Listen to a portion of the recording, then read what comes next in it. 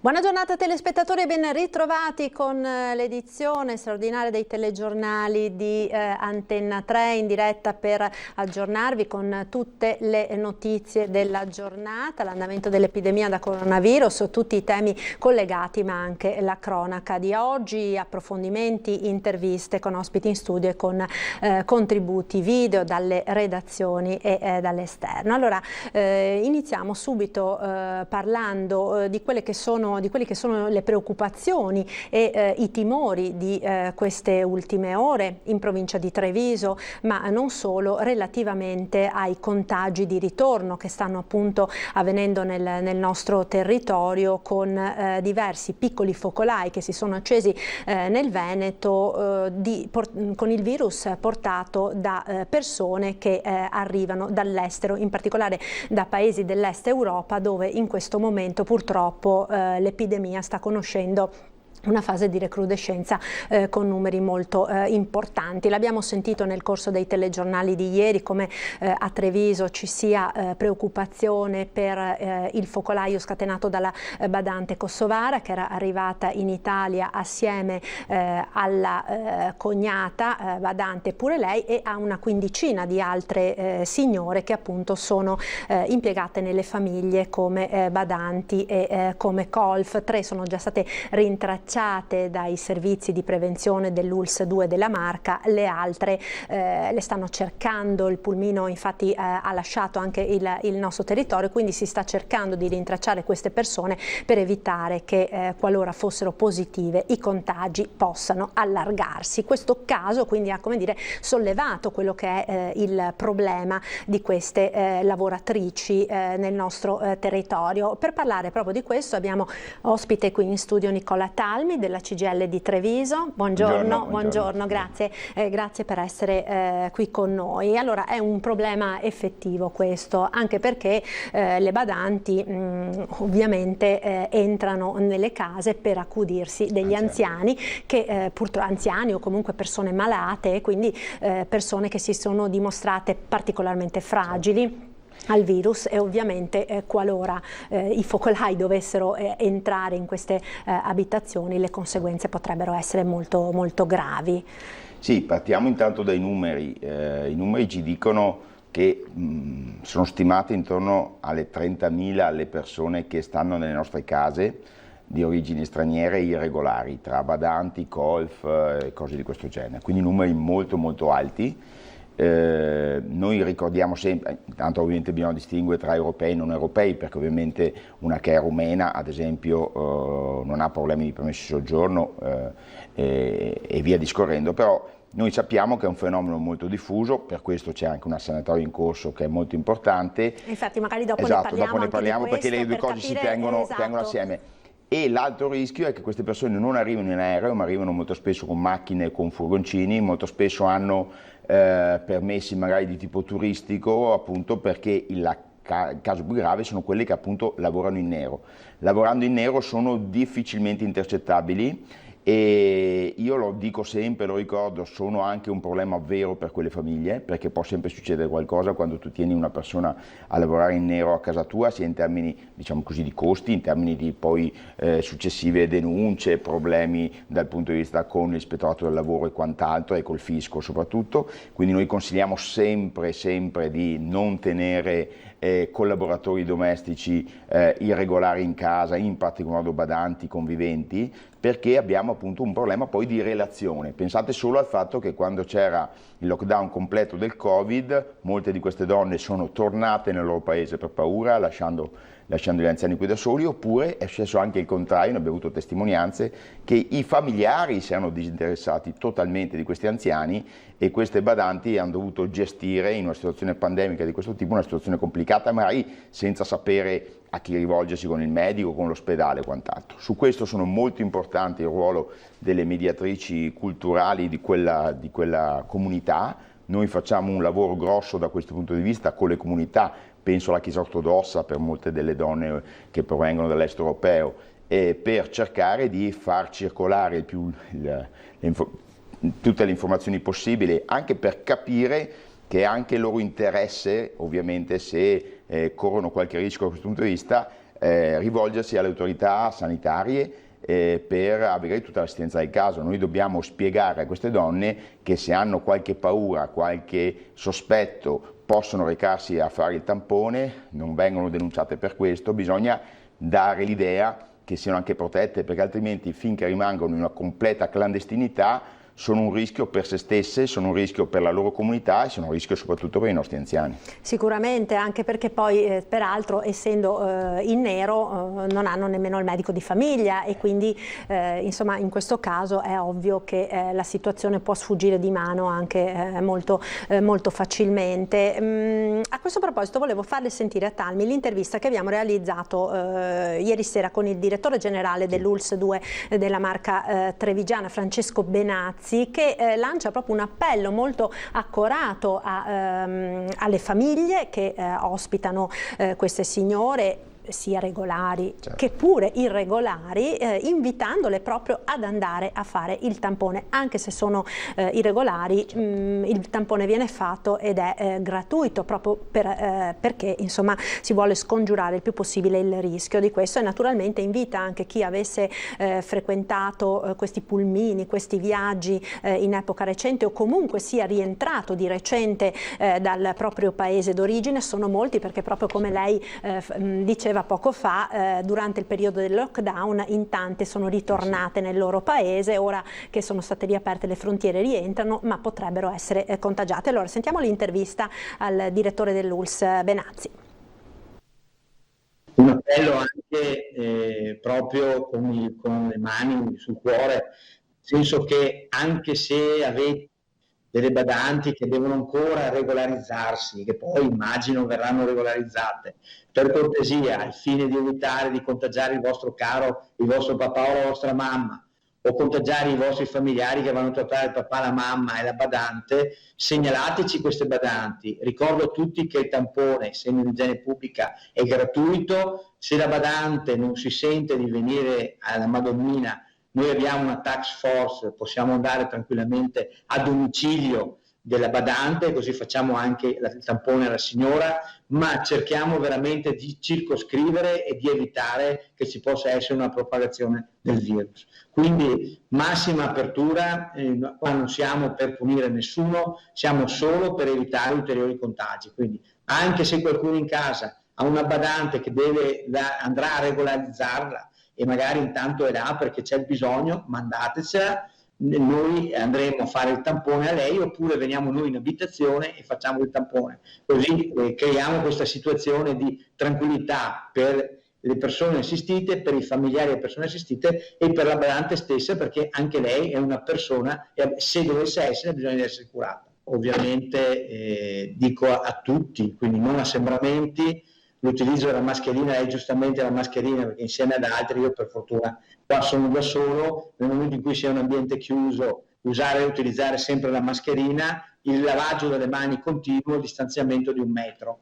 E dopo, se si va all'estero e si torna all'estero, ecco, la cosa che dico, anche se siamo in paesi Schengen, quindi dove teoricamente non c'è più la diffusione, io veramente vi chiedo di telefonare al Dipartimento di Igiene Pubblica appena arrivati o al vostro medico curante, che noi facciamo tranquillamente il tampone di controllo. Io lo dico sempre, meglio un tampone in più che un tampone in meno, ma siamo garanti della salute degli altri e siamo garanti della nostra salute. Noi abbiamo la fortuna del ceppo, chiamiamolo così, che è stato da loro individuato e che è il nostro, un ceppo chiaramente poco virulento. Abbiamo visto che anche quei 2 casi, chiamiamoli così, non di importazione, ma di persone nostre che non sappiamo ancora se è stato preso all'euro, eccetera, e sono guariti nel giro di un paio di giorni, si sono negativizzati. Non hanno portato a nessun tipo di, ovviamente, altro contatto positivo, quindi voglio dire che la cosa si è risolta così. Quello che sta arrivando dall'estero invece è dimostrato è molto più virulento. Quindi quello che posso dire alle persone è di non allentare mai, ecco, il controllo, i comportamenti, cioè continuare a mantenere i comportamenti ben scritti, ben catalogati dalla Regione Veneto con le direttive e le ordinanze del Presidente Zaia, dove si dice distanza di 1 metro, mascherina, lavaggio delle mani e non assembramenti.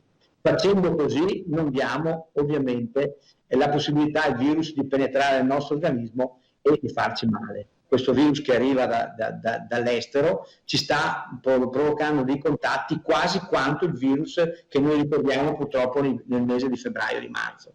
Per cui ecco, veramente segnalateci questo, perché i comportamenti devono essere chiari e precisi, evitare i contatti e dobbiamo soprattutto fare in modo di isolarli, cioè isolarli ed evitare che queste persone possano poi contagiare altre persone. Oggi la persona è ancora ricoverata, abbiamo un caso di una persona che sempre dei contagiati che non può rimanere a casa, lo porteremo all'ospedale di comunità di Vittorio Veneto perché non può stare con i propri familiari, quindi la rete esiste, la rete è come dire chiara e precisa e non ci faremo certo sorprendere come prima dal virus, però è chiaro che molto dipende dal comportamento delle persone.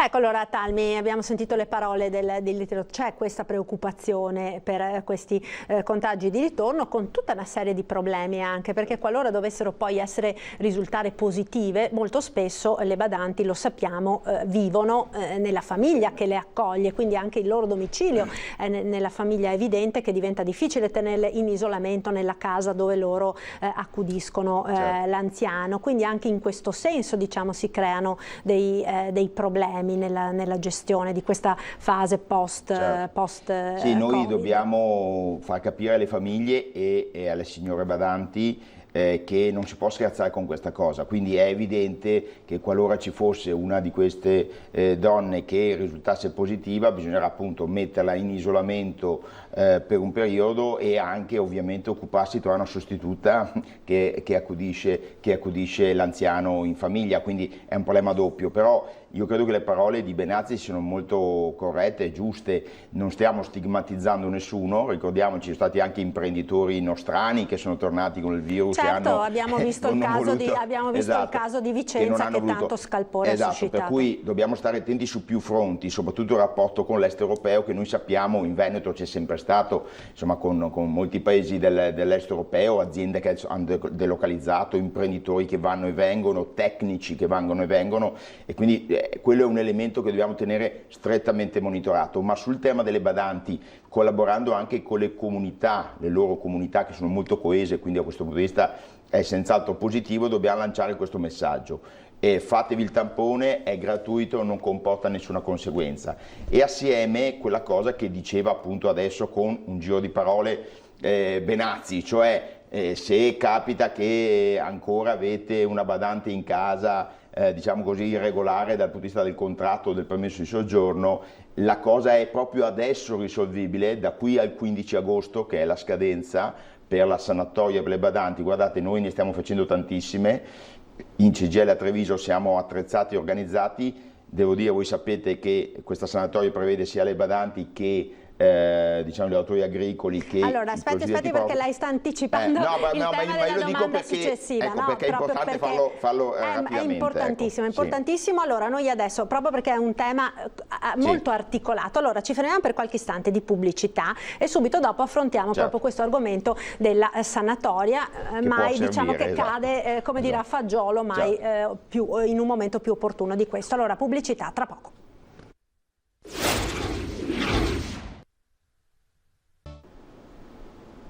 Eccoci nuovamente in diretta, allora siamo in studio con Nicola Talmi della CGIL di Treviso, stavamo parlando della questione badanti, no? Dicevamo della sanatoria. Talmi, in questo momento è possibile sanare le posizioni, che cosa devono fare le famiglie, come ci si articola, cosa devono fare anche queste signore, insomma. Guardi, è proprio importante dirlo in questo momento proprio perché dobbiamo contrastare un possibile ritorno della pandemia. E è un meccanismo che è stato messo in piedi dal governo, scade il 15 agosto, quindi bisogna farlo ora, noi ne stiamo facendo molte. La sanatoria cosa dice? Sostanzialmente se tu sei un lavoratore del settore agricolo alimentare oppure badante o colf e lavori in nero e il tuo datore di lavoro vuole farti emergere dal nero, tu ottieni anche il permesso di soggiorno, quindi hai il permesso di soggiorno e un contratto regolare. Si paga una specie di sanatoria di 500 euro, è una pratica ovviamente all'INPS, giustamente per il periodo di nero precedente, e si sana quindi il pregresso, la lavoratrice diventa regolare, il contratto di lavoro diventa regolare ed è meglio per tutti, perché io lo ricordo sempre come un mantra. Anch'io ho avuto purtroppo i genitori malati e so cosa si passa, molto spesso mai si fa anche per fare velocemente, però è pericoloso perché la persona può ad esempio farsi male in casa tua e se non è in regola è un problema, possono succedere queste cose e soprattutto può succedere che alla fine del contratto, se non c'è un contratto regolare, mai alla fine del rapporto succedano poi beghe da vista giudiziaria e quant'altro, quindi consiglio sempre di mettere in regola. Peraltro i costi sono assolutamente sostenibili rispetto alle case di riposo. Quindi la sanatoria è possibile adesso, noi ne stiamo facendo moltissime proprio per le badanti e le colf, molte meno per il settore agricolo, forse sarà più nel sud Italia, e poi c'è la possibilità invece di una sanatoria diversa per i cosiddetti richiedenti asilo che rinunciano alla richiesta di asilo, ottengono un permesso di soggiorno per 6 mesi per lavorare in quei settori e se riescono a regolarizzarsi con un rapporto di lavoro poi possono uscire dal percorso dell'accoglienza e lavorare regolarmente. Stiamo scoprendo un sacco di persone purtroppo che in questo settore lavoravano in nero irregolare, però devo dire tanti datori di lavoro, cioè sono anziani, famiglie, che stanno approfittando di questa possibilità per fare la sanatoria. È sufficiente recarsi in uno dei sportelli del patronato che ha la CGIL, come le altre organizzazioni sindacali. Io consiglio di farlo presso i patronati perché in giro, guardi, stiamo scoprendo, ci sono associazioni a delinquere di vario tipo che fanno magheggi, chiedono un sacco di soldi alle famiglie per fare le pratiche. Si va ad un patronato che sono convenzionati, la spesa è molto contenuta ed è possibile appunto mettere in regola la situazione. Questa è la miglior garanzia anche contro appunto il tema della diffusione del Covid, e avere una persona a casa tua che sta a casa con i tuoi cari e che ha un contratto regolare è senz'altro una garanzia per la persona, per tutti quanti, e anche giustamente io dico, perché bisogna essere corretti, anche per la badante, che è giusto che abbia un contratto regolare, che paghi anche lei le sue tasse come tutti gli altri, per cui da questo punto di vista è importantissimo. Tenete conto che abbiamo anche il fenomeno di molte invece comunitarie che hanno solo un piccolo contratto regolare e poi tanti lavori in nero di altro tipo. Sì, quindi magari un part-time di qualche ora e poi integrano, diciamo, magari come colf soprattutto. Perché le badanti di solito, io lo ripeto sempre quando parliamo di badanti, chi ha provato purtroppo ad avere un anziano in casa malato sa che è un lavoro pesantissimo quello delle badanti, perché devi convivere H24 con una persona malata e soprattutto magari quando si tratta di persone con patologie anche come l'Alzheimer, come la demenza senile, che quindi oltre al lavoro fisico implicano anche uno sforzo. Un lavoro pesante e quindi è bene anche in questi casi anche rispettare un po' i contratti che prevedono un giorno e mezzo di pausa alla settimana e 2 ore ogni giorno. Perché lo dico? Guardate, perché sennò altrimenti impazzisci, quindi bisogna trovare delle formule.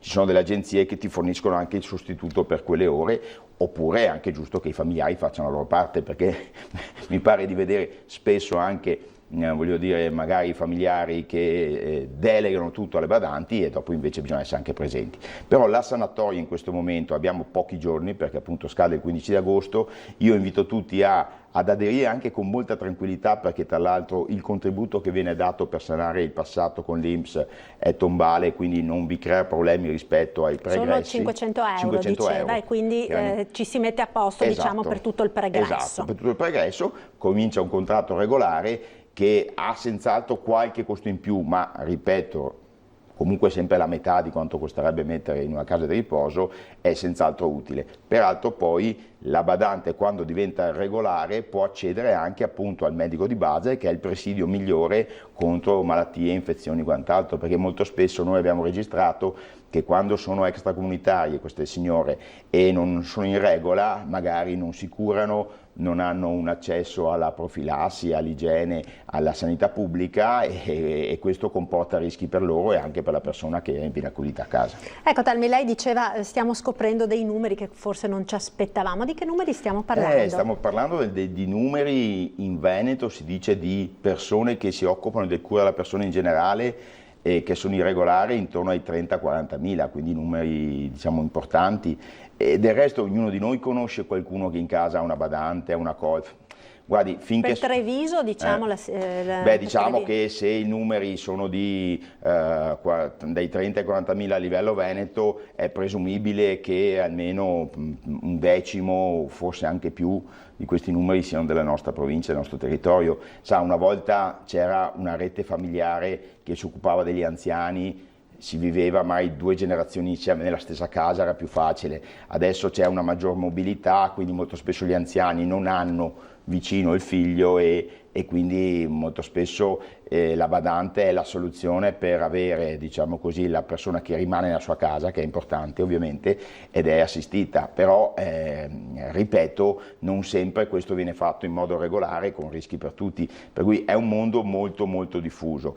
Quello delle colf è un po' diverso perché stiamo parlando di qualche ora, anche quello è pericoloso, il fatto di tenere la colf in casa senza contratto, soprattutto per gli infortuni, però lì è possibile fare dei contratti ad ore con il libretto dell'INPS, quelli che hanno sostituito i vecchi voucher, ed è possibile almeno mettere in regola. In questo senso, perché sono molti, abbiamo ricevuto anche delle telefonate e soprattutto nel periodo del lockdown, no? Per esempio sono state tantissime le donne ovviamente che si sono trovate senza lavoro, soprattutto quelle comunitarie, come lei diceva, che magari hanno mezza giornata per esempio di assistenza a un anziano e la notte, quindi vivono nella casa dell'anziano, poi il resto della giornata fanno la colf per esempio in diverse abitazioni. In questo caso che cosa si può fare per essere tranquilli, anche per chi ce l'ha solo magari 2 ore la settimana? Molto spesso sono le stesse signore che non vogliono essere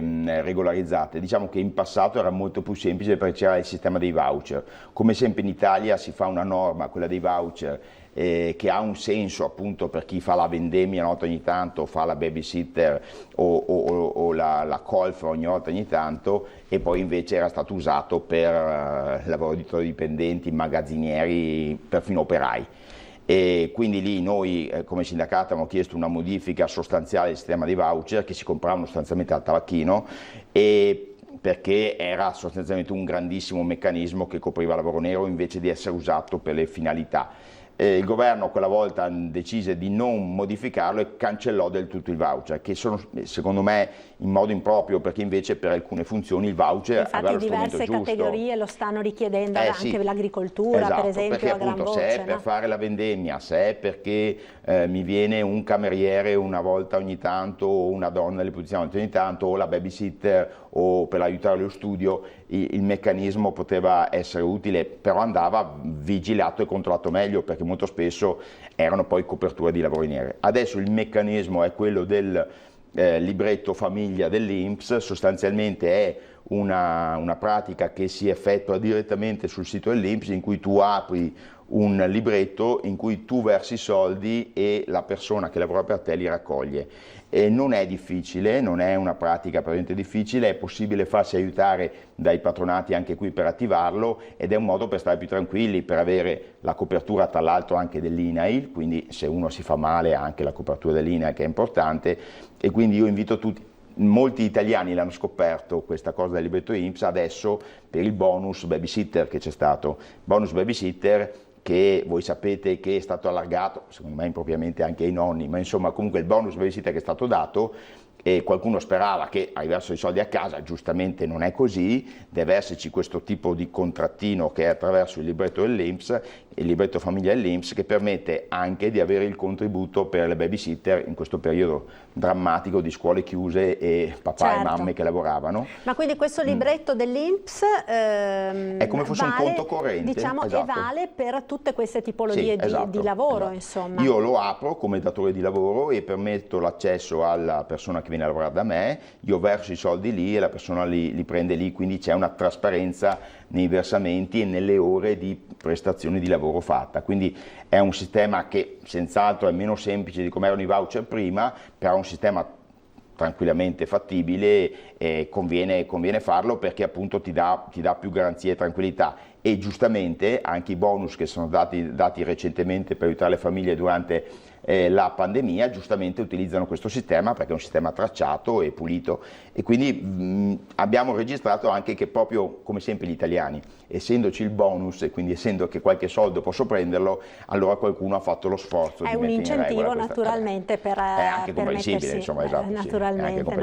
Però è stato positivo anche questo. Ecco, approfitto per farle brevemente una domanda, perché penso che molti non ne fossero al corrente di questo libretto famiglia che interessa appunto anche le colf. Vale soltanto per le famiglie o per esempio può utilizzarlo anche, non so, dico per fare un esempio, il professionista che ha la signora che va a fare la pulizia un'ora alla settimana nello studio, piuttosto che, perché anche molte di queste colf spesso lavorano anche così. No, chiamandoci appunto libretto famiglia è rivolto alle famiglie proprio per evitare usi diversi, però guardate, io devo dire che adesso oggettivamente se una persona vuole fare un contratto di qualunque tipo per impegni professionali, cioè appunto le pulizie di uno studio piuttosto che il cameriere che va a lavorare a chiamata in una pizzeria, guardate, le forme di flessibilità del lavoro sono talmente tante nel nostro paese che non c'è problema, nel senso ci sono i contratti a chiamata per i camerieri e quant'altro,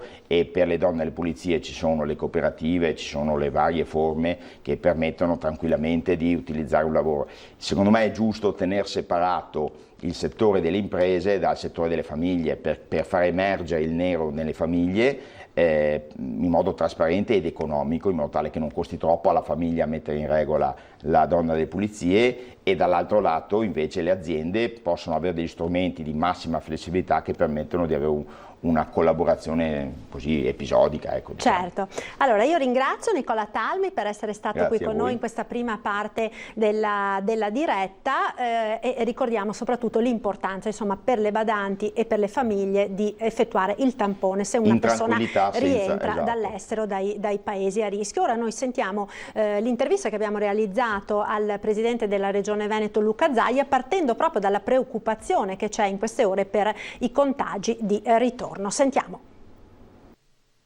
Quello che preoccupa adesso sono i contagi di ritorno, gli stranieri, i cittadini stranieri che tornano in Italia. Ma guardi, quando lo dicevo io c'era qualcuno che sorrideva, qualcuno che diceva che ero razzista, no? Vedo che adesso si parla con tranquillità di stranieri, del pericolo coronavirus da rientro. Guardi, noi abbiamo avuto in una settimana di luglio 28 focolai, 13 diciamo locali, microfocolai, insomma gestibili in linea diciamo con le previsioni, e poi per arrivare a 28 gli altri 15 tutti portati da fuori, dall'estero. Si ricorda quando io il 3 di febbraio 2020 dicevo dobbiamo isolare gli studenti che vengono da fuori prima di rientrare in classe? Mi hanno detto che ero razzista. Oggi si parla comunemente di tutte queste cose. Venendo al dunque, io penso che noi abbiamo fatto un grande lavoro come squadra veneta contro il coronavirus. 6.500 sono i guariti, oltre 2.000 purtroppo i morti, oltre 20.000 le persone positive, oltre 1.020.000-30.000 tamponi. Adesso siamo preoccupati di questo piccolo ritorno di fiamma che riusciamo a gestire, che però non dobbiamo sottovalutare, cioè di chi viene dall'estero e magari si porta dietro anche il virus. Dall'altro la preoccupazione è che non ritorni, perché possiamo avere due scenari: che non torna come è accaduto con la SARS, oppure che torni come è accaduto con la spagnola, che ha fatto una stagione successiva e poi se n'è andato. Di certo questo virus prima o poi se ne va via, speriamo velocemente. Parliamo ancora di Italia Veloce, di questo piano strategico del governo da 200 miliardi che coinvolge molti cantieri del nord-est, dalla Pedemontana al Mose, all'autostrada Venezia-Trieste. Cosa ne pensa di questa iniziativa? Ma guardi, io non voglio fare il bastian contrario né tantomeno il guastafeste. Il mio interesse è che i veneti portino a casa da Roma, visto è considerato che ogni anno lasciamo almeno 15 miliardi di euro di tasse a Roma. Però vabbè, è bello e suggestivo il nome di Italia Veloce, però la verità è che la velocità qui non si vede, perché dire che si sblocca la Pedemontana è già sbloccata, la Pedemontana sarà realizzata alla volta della primavera e comunque entro la prima metà del 2021. Abbiamo avuto un po' di trascinamento con il coronavirus dei cantieri. E parlare di Mose non è un nostro cantiere, è un cantiere del governo, però mi risulta che anche qui siano ormai nelle fasi finali, e poi molto altro ancora. Direi che ci vogliono invece risorse e semplificazione estrema. Noi possiamo essere un grande committente, appaltatore, visto considerato che abbiamo qualche miliardo di opere che si possono cantierare, pensi agli ospedali, ma bisogna che le norme siano semplici, perché oggi per fare un'opera ci si mette una decina d'anni e questo è scandaloso. A proposito proprio di questi tempi lunghissimi, un nodo cruciale è quello dei funzionari, no? Che in questo Italia Veloce si parla, in questo progetto strategico, no? Il piano strategico, si parla di una nuova normativa, cioè rischi per i funzionari che non firmano. Cioè è per velocizzare la pratica. Con la nuova normativa ci saranno più rischi per il funzionario che tiene ferme le opere, non per quello che le sblocca.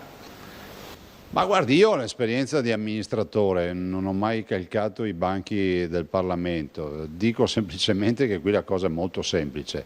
Se la partita delle opere pubbliche non la si fa uscire dai tribunali e torna nell'alveo giusto della pubblica amministrazione, finirà che avremo sempre problemi di pastoie burocratiche. E non si può neanche pensare che i funzionari siano la colpa di questo, no? Perché vuol dire non aver capito qual è il problema. Se tu fai leggi incasinate è inevitabile che il funzionario che magari guadagna 1.200 euro al mese per non rimettersi la casa propria e i risparmi di famiglia cerchi di leggere anche contro luce la legge per capire di interpretarla nel migliore dei modi, altrimenti non firma. Non possiamo far passare l'idea che non firmano perché fanno i capricci o quant'altro. Direi che è fondamentale invece fare leggi chiare, come fanno gli anglosassoni, come fanno gli inglesi, gli americani, in modo tale che poi si riescano a fare le opere. E poi in questo paese bisogna piantarla con l'idea che dietro una carriola di Malta ci sia sempre un ladro. Ci sarà pur qualche onesto che fa le opere pubbliche o no? Passiamo ad un altro argomento. Autonomia è una ferita sempre aperta? Ma non è una ferita, l'autonomia è un referendum, la ferita c'era qualcuno a Roma, da qualche parte, ma noi siamo sani come dei pesci, visto e considerato che abbiamo fatto un bel referendum, oltre 2 milioni di veneti sono andati a votare, il 99% di fatto ha detto di sì, siamo tutti andati a votare il 22 ottobre del 2017, non pensando al partito che rappresentiamo o all'idea politica, ma siamo andati a votare da veneti, sono andati a votarsi gli uomini e donne di sinistra, di centro, di destra, della Lega, dei 5 Stelle, di tutti insomma. E penso che questo sia fondamentale. Roma deve rispettare questo referendum, anche perché vorrei ricordare che il referendum è stato sancito da una sentenza della Corte Costituzionale, quindi noi ce lo siamo guadagnato questo referendum ed è giusto che adesso arrivino le risposte. Noi abbiamo fatto un grande lavoro, siamo quelli del referendum per l'autonomia, abbiamo già preparato con la nostra delegazione trattante tutto l'accordo perché si firmerà un contratto, adesso questo governo dovrà fare veloce, io ho sempre detto dopo il coronavirus riprenderemo il tema dell'autonomia e aggiungerei che se mai tornasse il coronavirus, spero proprio di no, comunque nel frattempo bisogna parlare di autonomia. Pedemontana, i lavori sono continuati nonostante la pandemia, come sta andando? Ma guardi, a Pedemontana io ho preso in mano un cantiere che rischiava di essere un cadavere eccellente, l'abbiamo sbloccato, abbiamo vinto anche qualche causa, questo è il caso di dirlo, e oggi abbiamo la più grande opera in cantiere in Italia. Sono 2 miliardi 258 milioni di euro di opere, 36 comuni, 14 caselli e la stiamo realizzando ormai in maniera molto veloce perché le grandi opere sono tutte state fatte, no? I viadotti, i ponti, abbiamo ancora il problema della galleria di Malo che è stata sequestrata e disequestrata più volte, 3 volte, però nel complesso noi sappiamo che abbiamo già aperto un primo stralcio su Breganze, abbiamo aperto il secondo stralcio da Malo fino alla Valdastico. Adesso noi abbiamo assolutamente la necessità di aprire altri stralci funzionali e pian piano, man mano si apre, i cittadini la utilizzeranno e la conosceranno sempre di più. Sono 94,5 km di infrastruttura autostradale che va da Treviso Nord, per i trevigiani che conoscono Treviso Nord, Villorba, e passa attraverso tutta la pedemontana trevigiana del Grappa e arriva a Montecchio. Dov'è Montecchio dal punto di vista autostradale? Dopo le gallerie, andando da Venezia verso Verona, noi attraversiamo 2 gallerie. Dopo la seconda galleria c'è l'imbocco della pedemontana. Cosa significherà per noi pedemontana? Treviso, Montebelluna, 10 minuti. Treviso, Bassano, 20 minuti. Treviso, Montecchio, 40 minuti. Cioè vuol dire che entrando a Treviso Nord si arriverà a Montecchio, cioè dopo le gallerie sull'autostrada A4, in una quarantina di minuti. Il che vuol dire che andremo a Vicenza in mezz'ora o roba del genere, cioè capite che è una roba che cambia il mondo. Sì, rivoluziona proprio il traffico, ad esempio. Rivoluziona il traffico e anche il modo di pensare. Dall'altro devo anche dire che quando parliamo di pedemontane è fondamentale anche ricordare che questa è un'infrastruttura che andrà assolutamente a sgravare dei distretti industriali importanti. Sgraverà la Schiavonesca Marosticana, che è una delle strade più incidentose d'Italia, e soprattutto voglio ricordare che nonostante il Covid noi nel 2021 la chiudiamo la partita della pedemontana, quindi sarà chiusa l'infrastruttura, quindi la ridaremo, tranne la galleria di Malo, ovviamente ai cittadini. Ecco, allora avete sentito l'intervista al Presidente della Regione del Veneto Luca Zaia su molti temi che sono particolarmente caldi in queste ore nella nostra Regione, a partire naturalmente da quello della preoccupazione per i contagi di ritorno nel nostro territorio, sino appunto alla questione dell'autonomia e a quella delle grandi opere nel nostro territorio. E a proposito di opere, in particolare di edilizia, in questa parte della diretta vogliamo affrontare un tema che sicuramente è di grande interesse per molti telespettatori. In tanti hanno anche telefonato in redazione, si stanno rivolgendo alle varie associazioni di categoria per sapere come comportarsi di fronte ai cosiddetti ecobonus del 110% che dovrebbero consentire di rinnovare casa, diciamo, a costo zero o quasi. Allora, per affrontare questo argomento abbiamo in collegamento Skype Fabio Fiorot, responsabile casa della CNA del Veneto. Buongiorno Fiorot, grazie. Buongiorno a voi, buongiorno. Grazie per il nuovo invito. Grazie. Allora, cerchiamo di fare un po' di chiarezza, perché ne avevamo già parlato un mesetto fa circa, no? di questo tema, e la situazione insomma era ancora abbastanza fumosa, nel senso che aspettando le linee guida, come dire, i cantieri si sono un po' bloccati un po' in tutta la regione, proprio perché ovviamente le famiglie, i condomini stanno attendendo di capire se potranno accedere al finanziamento, come, in che misura, eccetera. Quindi a questo punto, diciamo, la situazione com'è? Allora, diciamo che la situazione dall'ultima volta che ci siamo visti è migliorata, in quanto il primo step fondamentale, ossia la conversione in legge del decreto, diciamo, è al suo rush finale, è passata alla Camera e sappiamo che al Senato non sarà toccata, quindi è blindata, aspettiamo l'approvazione che dovrà avvenire entro e non oltre il 18 luglio, quindi è l'attesa di qualche giorno per avere, diciamo, quelli che sono le disposizioni, e quindi in quanto al tipo di interventi, ai beneficiari e quant'altro, possiamo già avere un'idea che sarà definitiva, o almeno in questa prima tranche, e eventualmente ci saranno modifiche con il decreto luglio, ma quello che è sancito dal decreto rilancio oggi lo possiamo dire, diciamo, con una fermezza e con una convenzione diversa dall'ultima volta. Mancano comunque due pezzi, non da poco, per poter poi avviare gli effettivi interventi, ossia da una parte abbiamo le disposizioni attuative dell'Agenzia delle Entrate, che non sono irrilevanti, in quanto la circolare dovrà definire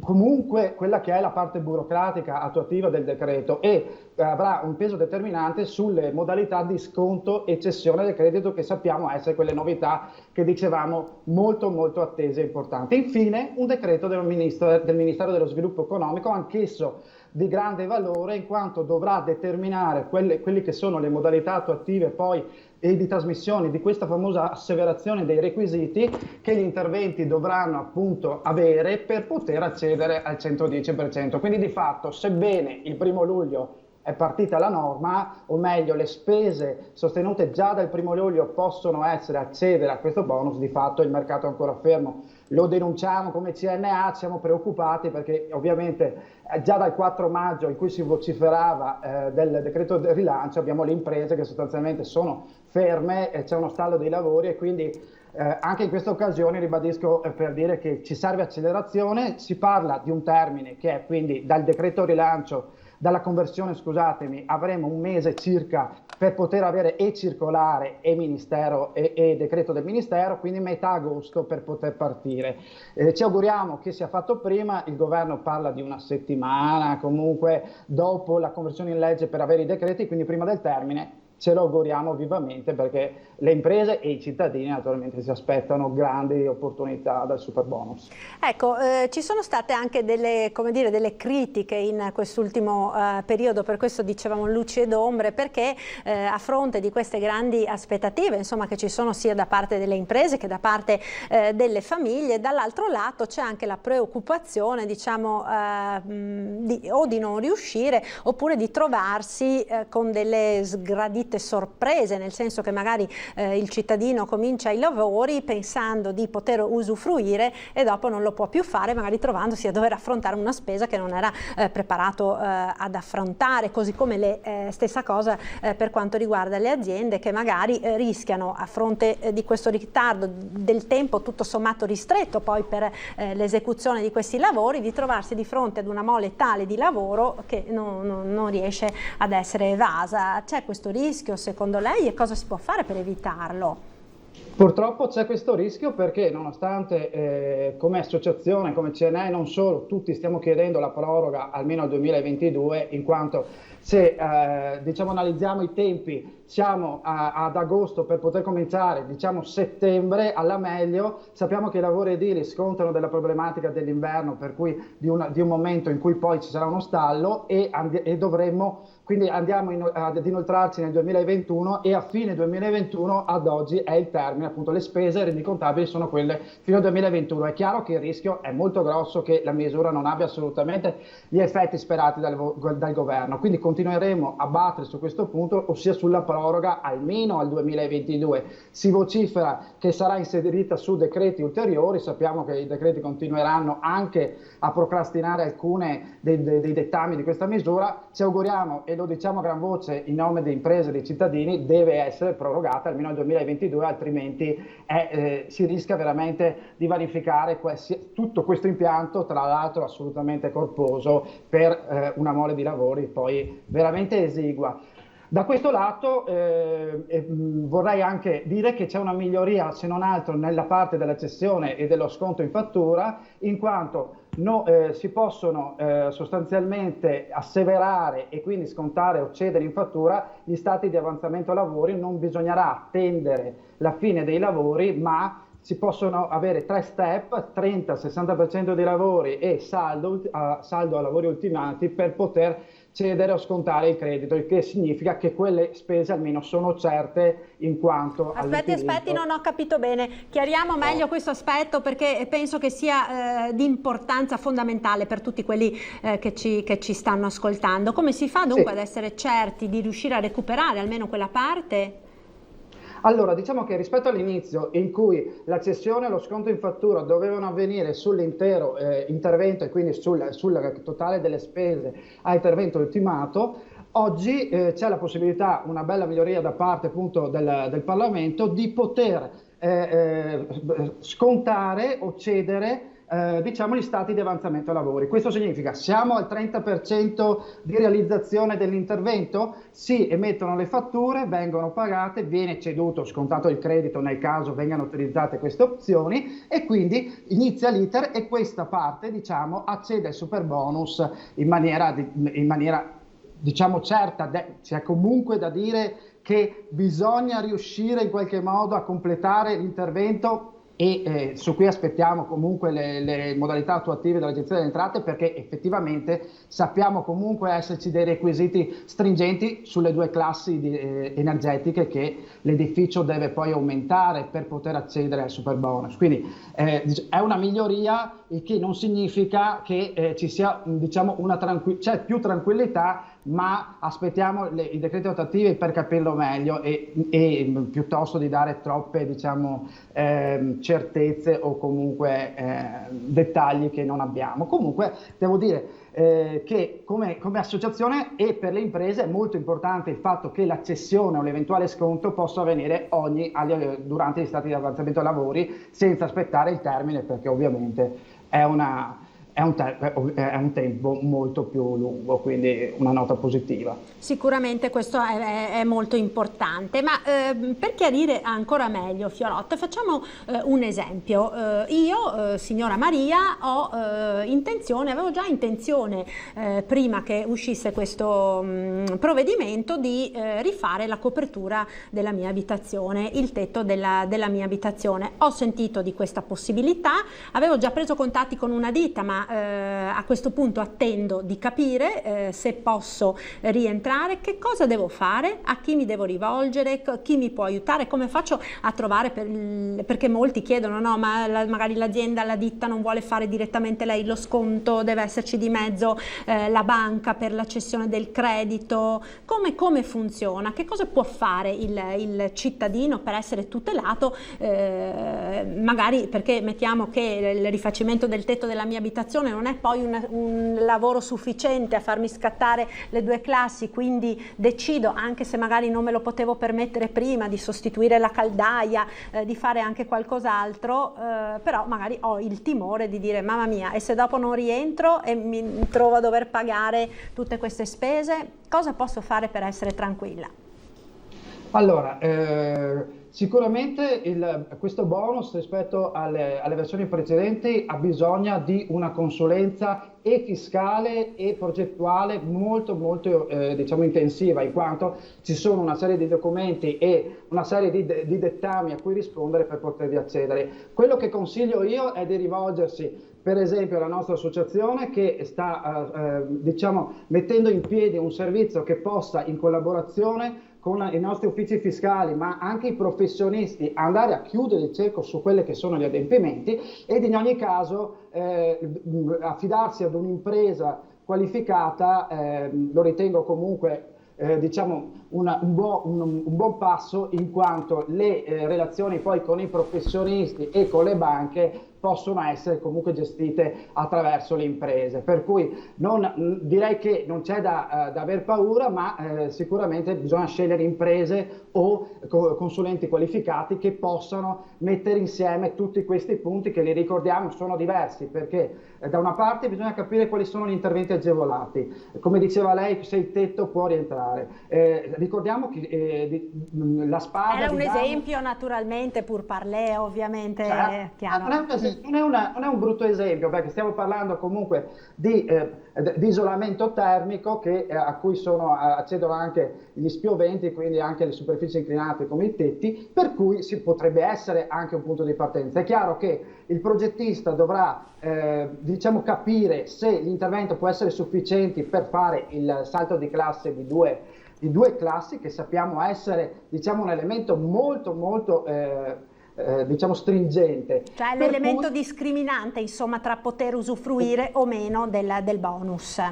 Voglio dire una cosa su questo, che è un'altra miglioria molto interessante introdotta con la conversione in legge, ossia che laddove vi siano dei vincoli urbanistici, vincoli rispetto al codice del paesaggio e al codice dei beni culturali, oppure regolamenti edilizi che vietano di fare gli interventi trainanti che conosciamo, ossia quelli dell'eco bonus, che se sviluppati possono attrarre a sé anche gli altri interventi dell'eco bonus e portarli al 110%. Stiamo parlando del cappotto, dell'isolamento termico, oppure della sostituzione degli impianti di climatizzazione invernale. Uno dei due di questi interventi fa scattare poi anche per gli altri interventi dell'eco bonus, che ricordo sono gli infissi, schermature solari, colonnine di carica elettrica, quindi stiamo parlando comunque quindi deve esserci necessariamente almeno o il cappotto o la sostituzione dell'impianto di climatizzazione, che nel caso dei condomini è l'impianto centralizzato o a condensazione a pompa di calore o ibrido, e nel caso delle case unifamiliari è naturalmente anche qui l'impianto di climatizzazione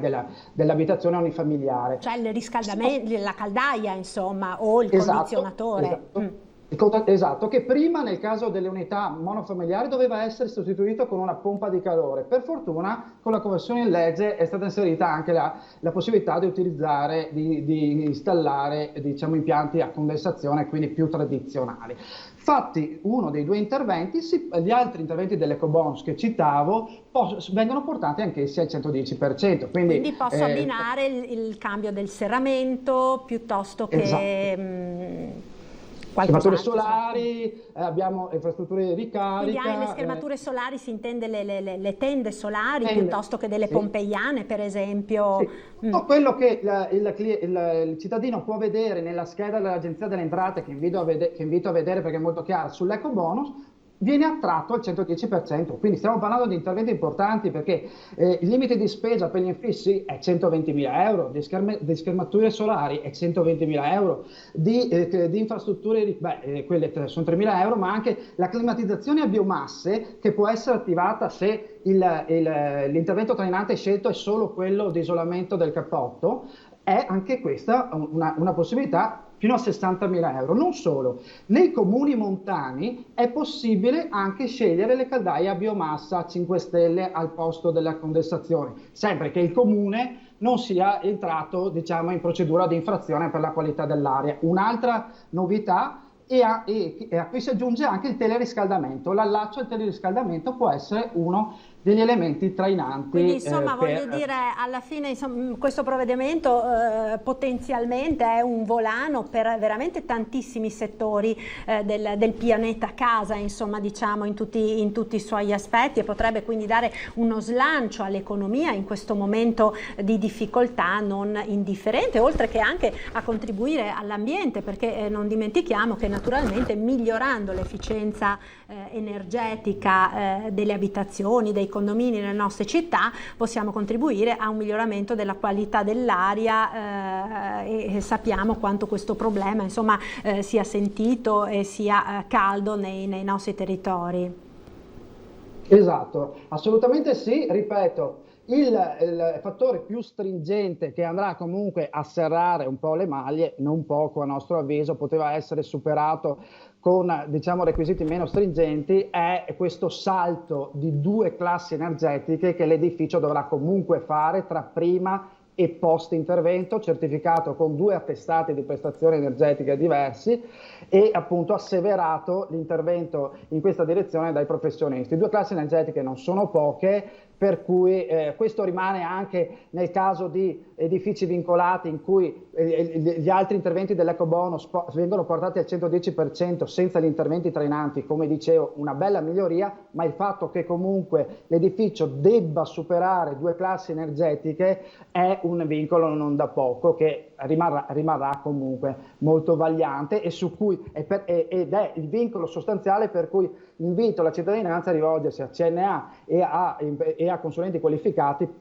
nonché professionisti, perché appunto è effettivamente da verificare in maniera efficace il salto di 2 classi energetiche. Certo, è indispensabile insomma fare questa verifica diciamo preliminare in maniera da poter poi cominciare a fare un ragionamento su tutto quello che può essere insomma i lavori necessari di adeguamento della propria abitazione, sia essa unifamiliare sia condominio. Mi pare che sia stato esteso anche alle seconde case e anche questo può essere diciamo un elemento di interesse per i cittadini.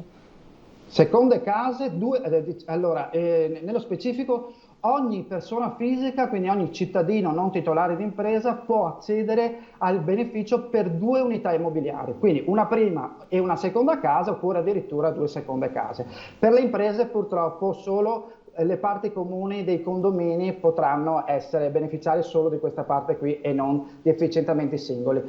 Però è una bella novità per i cittadini appunto l'aggiornamento alle seconde case ed in più l'estensione anche alle villette a schiera e quindi non solo ai condomini classici ma anche a quelle unità immobiliari con accessi indipendenti appunto come le villette, per cui anche una bella novità anche questa. Ma quindi la villetta a schiera dovranno farlo tutte le villette? No. L'intervento può farlo uno anche nella sua singola unità immobiliare? Se è una villetta a schiera, anche la singola unità immobiliare. Se è indipendente con l'accesso e quindi si qualifica con le caratteristiche della villetta, anche la singola unità immobiliare può accedere. Quindi non c'è bisogno che tutti efficientino. È sicuramente una bella novità che può appunto fare da volano, visto sappiamo in Veneto essere molte questo tipo di edificazioni. È chiaro che condivido anche rispetto al limite di tempo, che è una finestra molto breve, proprio rispetto ai condomini. Il problema ulteriore che sappiamo sono le assemblee, in quanto per poter appunto decidere e passare al vaglio dell'assemblea sappiamo che i tempi si dilatano non poco, per cui il fine 2021 è un'ipotesi temporale, una finestra che non è assolutamente quindi anche questo, diciamo, è un motivo per il quale voi state chiedendo a gran voce di prorogare almeno di un altro anno, tutto il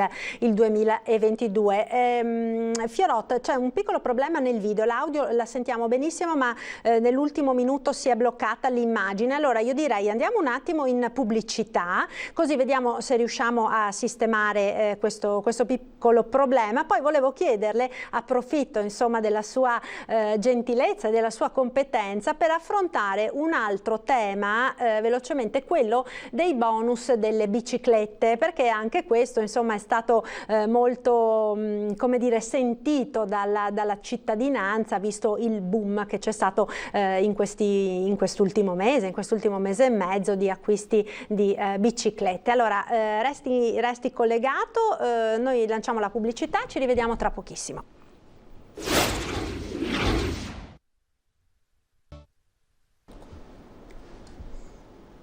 Eccoci nuovamente in diretta con l'edizione straordinaria dei nostri telegiornali. Abbiamo parlato degli ecobonus al 110% per la sistemazione delle abitazioni. Abbiamo sentito con Fabio Fiorot, responsabile casa della CNA, insomma tutte quelle che sono le novità relative al provvedimento governativo. Volevamo parlare ora del bonus biciclette, perché tra i vari bonus insomma di quest'ultimo periodo uno che ha riscosso particolare interesse da parte dei cittadini è proprio quello delle biciclette, con un boom di vendite in queste ultime settimane.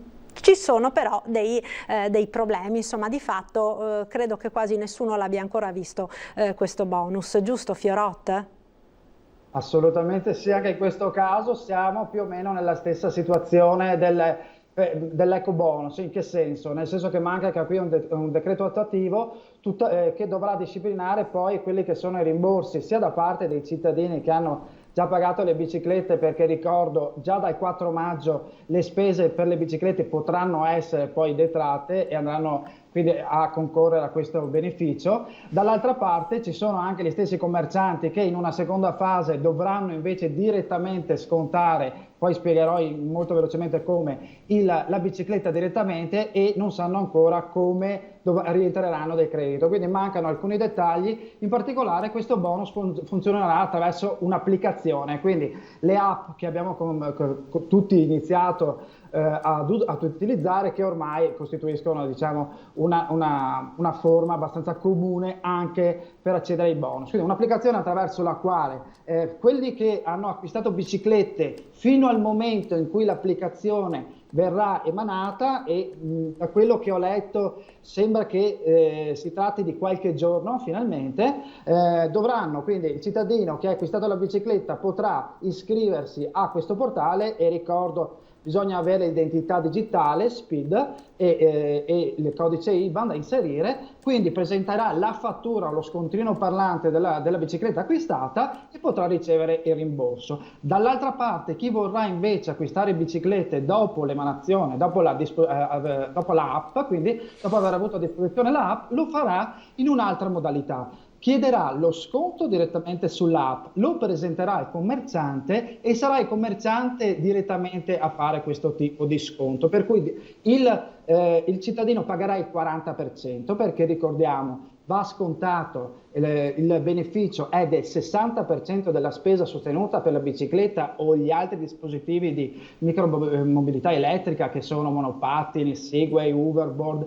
e anche i servizi di mobilità condivisa, vengono scontati fino al 60% oppure detratti in questa prima parte. Per cui vuol dire fino a 500 euro di massimo di spesa, quindi 60% fino a 500 euro non è male come beneficio, però appunto non mancando l'applicazione siamo tutti in attesa di poter farle poi queste operazioni, e i commercianti sono preoccupati in quanto è importante qua, a fronte di uno sconto del 60% della bicicletta, un ammanco di fatturato immane deve essere recuperato dall'impresa in maniera veramente veloce. Si tratta del suo core business, per cui ci raccomandiamo, anche in questa sede l'abbiamo fatto diverse volte, che il governo abbia un occhio di riguardo, perché le imprese debbono accedere, appunto, devono essere rifuse di tutti quelli che sono poi gli sconti e gli ammanchi di fatturato in maniera veloce, altrimenti rischiamo veramente di farle fallire, e non è possibile.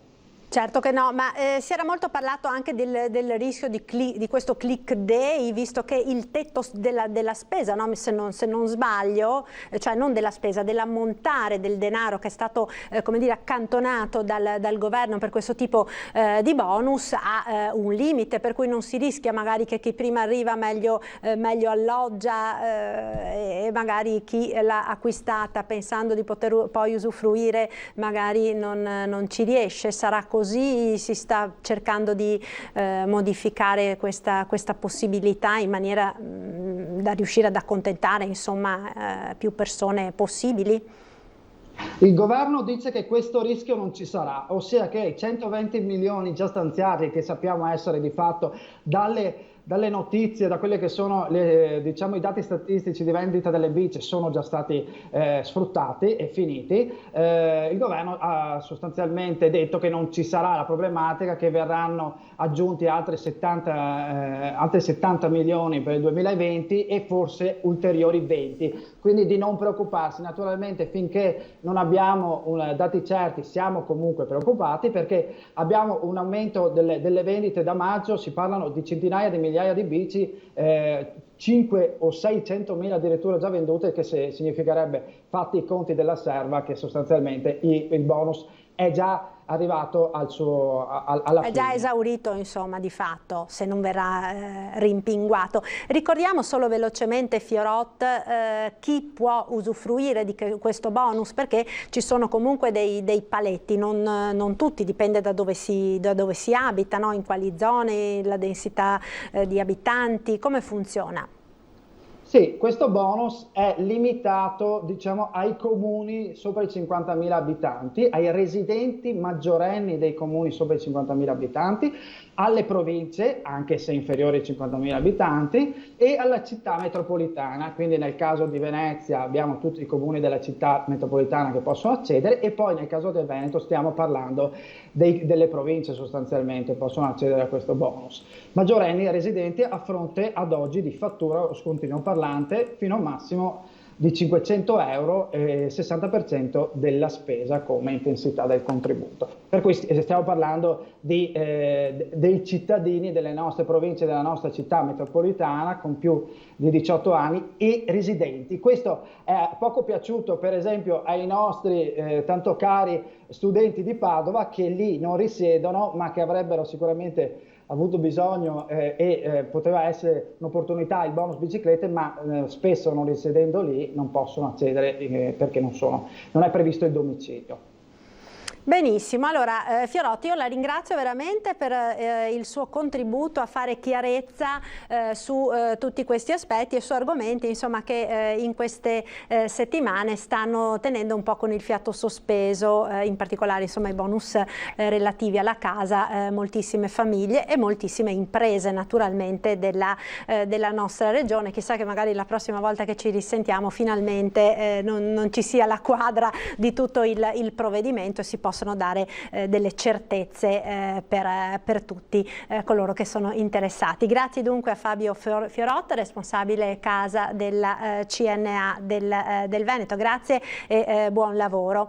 Noi Proseguiamo ora parlando di estate di anziani. Dovremmo avere in collegamento l'assessore al sociale del comune di Treviso, Gloria Tessarolo.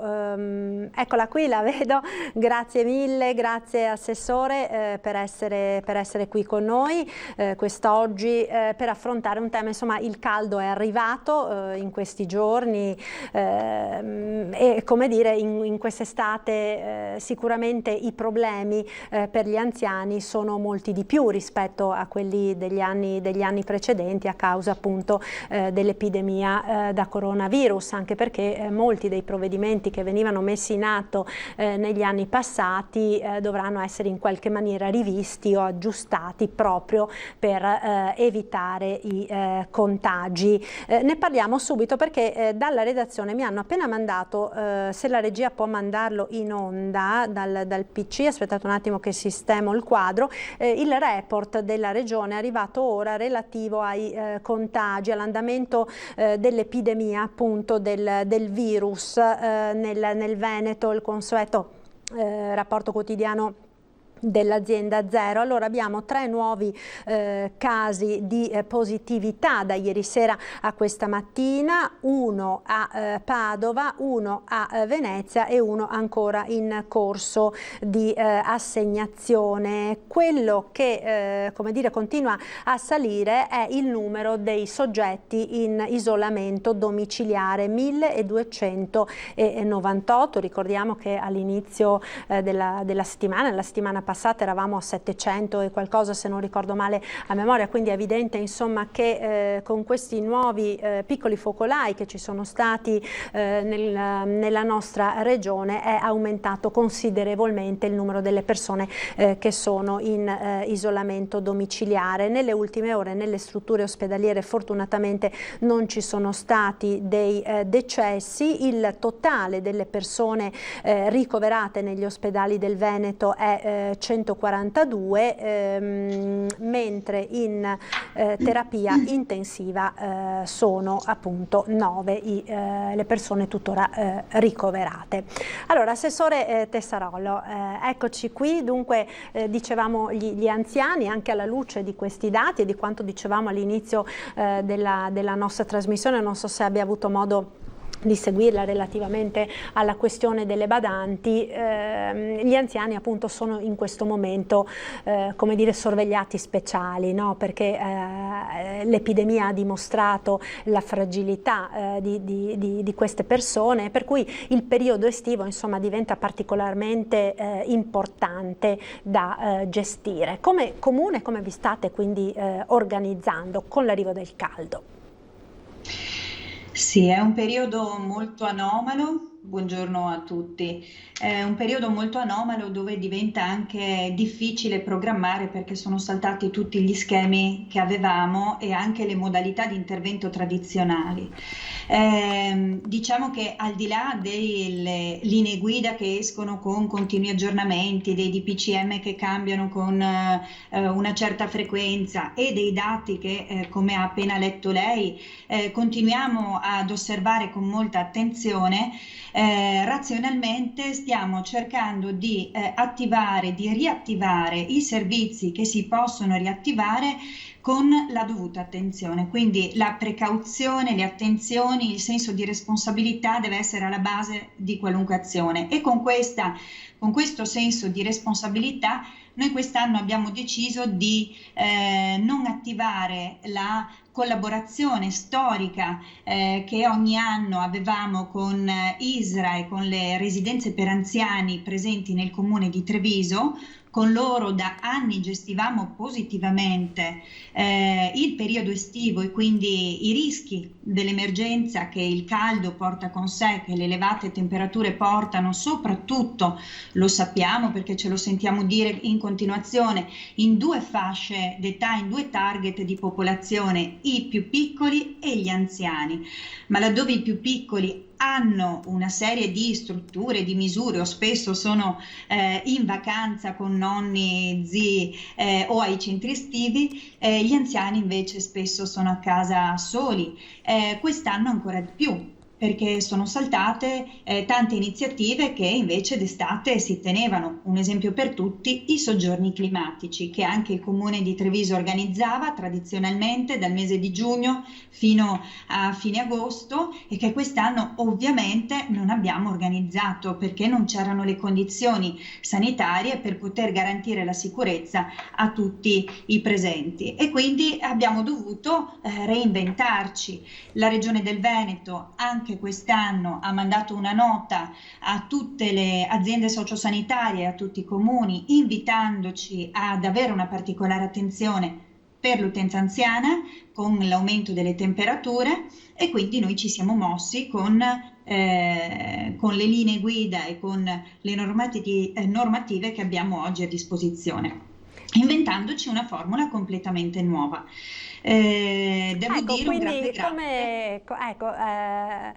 Dopo ci spiegherà allora qual è questa formula completamente nuova, perché sicuramente insomma per le persone anziane, appunto come lei diceva, i soggiorni climatici, il venir meno dei soggiorni climatici, di tante possibilità insomma che negli anni passati venivano offerte per trascorrere comunque un'estate più serena, magari al fresco, in un periodo nel quale magari i familiari che di solito fanno loro compagnia o sono abituati ad accudirli sono fuori casa, oltretutto fa molto caldo, no? E quindi sappiamo bene quelle che sono le difficoltà, soprattutto per chi magari non ha impianti di climatizzazione nella propria abitazione, rischia quest'anno, con il terrore anche che purtroppo molte persone anziane hanno di contrarre il virus, di diventare un vero e proprio incubo, un nuovo lockdown, chiuso nelle proprie case, magari che diventano anche dei forni a causa delle alte temperature, no?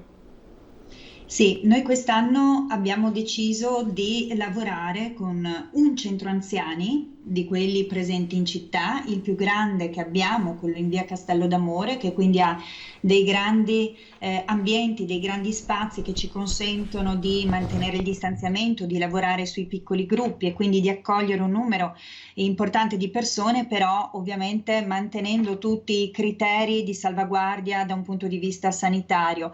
Dall'altra parte anche dei grandi spazi esterni. Mi scusi, per chi ci sta ascoltando, è il centro, quello al Foro Boario di Treviso, adiacente alla caserma dei vigili urbani, della polizia locale. Ecco, così insomma chi ci segue sa esattamente. È un centro strategico anche proprio perché è facilmente raggiungibile dal centro, quindi chi può raggiungerlo a piedi lo raggiunge facilmente dal centro storico.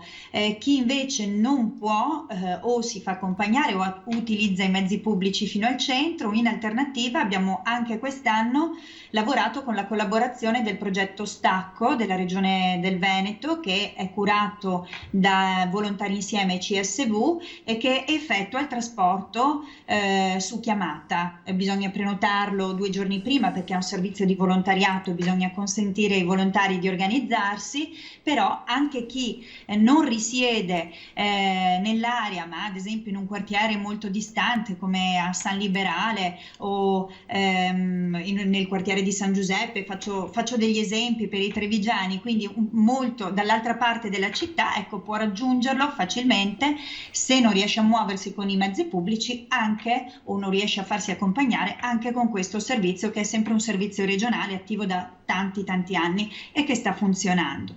Io lo ricordo, il servizio emergenza caldo è per anziani autosufficienti, quindi devono essere anziani che vivono in casa da soli o con un'assistenza domiciliare di una badante, però che hanno una autonomia e autosufficienza e che però sono a casa soli. Ad esempio le badanti, tante in questo periodo solitamente rientrano, e quindi o i parenti, come diceva poc'anzi lei, organizzano delle ferie fuori porta, e quindi piuttosto che passare l'estate da soli, ecco, ci si può recare a questo centro anziani. Il centro anziani è aperto, sarà aperto e attivo dal 15 luglio, quindi da mercoledì prossimo, fino al 31 agosto, tutti i pomeriggi, quindi nelle ore più calde, dalle 15 alle 18:30. Questo per consentire agli anziani trevigiani che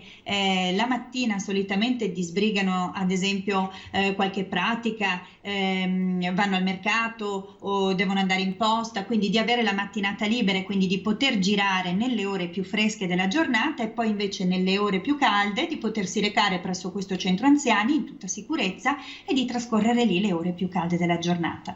Il servizio è effettuato in collaborazione con la Croce Rossa italiana, con la sezione provinciale di Treviso, con la Protezione Civile comunale e con l'Associazione Nazionale Carabinieri, sempre la sezione di Treviso. Questo perché ci garantisce gli ingressi, quindi garantisce che vengano rispettate tutte le norme igienico-sanitarie in vigore e soprattutto garantisce anche all'anziano di avere un supporto nel caso avesse bisogno di fare qualche domanda, di capire anche quali sono ad esempio gli atteggiamenti da tenere nel periodo estivo, quanto bere, quanta attività fisica fare, a che ora è meglio fare le passeggiate. Ecco, sono persone formate che quindi assistono direttamente in loco e al tempo stesso possono anche offrire nel corso del servizio un supporto importante. Il centro anziani è dotato tra l'altro di un servizio bar, quindi le persone possono tranquillamente prendersi un caffè, bere qualcosa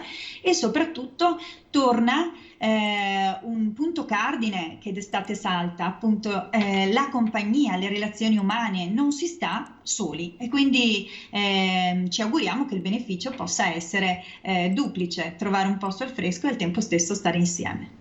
Sicuramente. E, sul fronte dell'emergenza Covid invece, Assessore, quali sono le precauzioni che verranno prese proprio perché appunto avendo a che fare con anziani stiamo parlando di persone anche che purtroppo si sono dimostrate insomma particolarmente vulnerabili, no? In caso di infezione.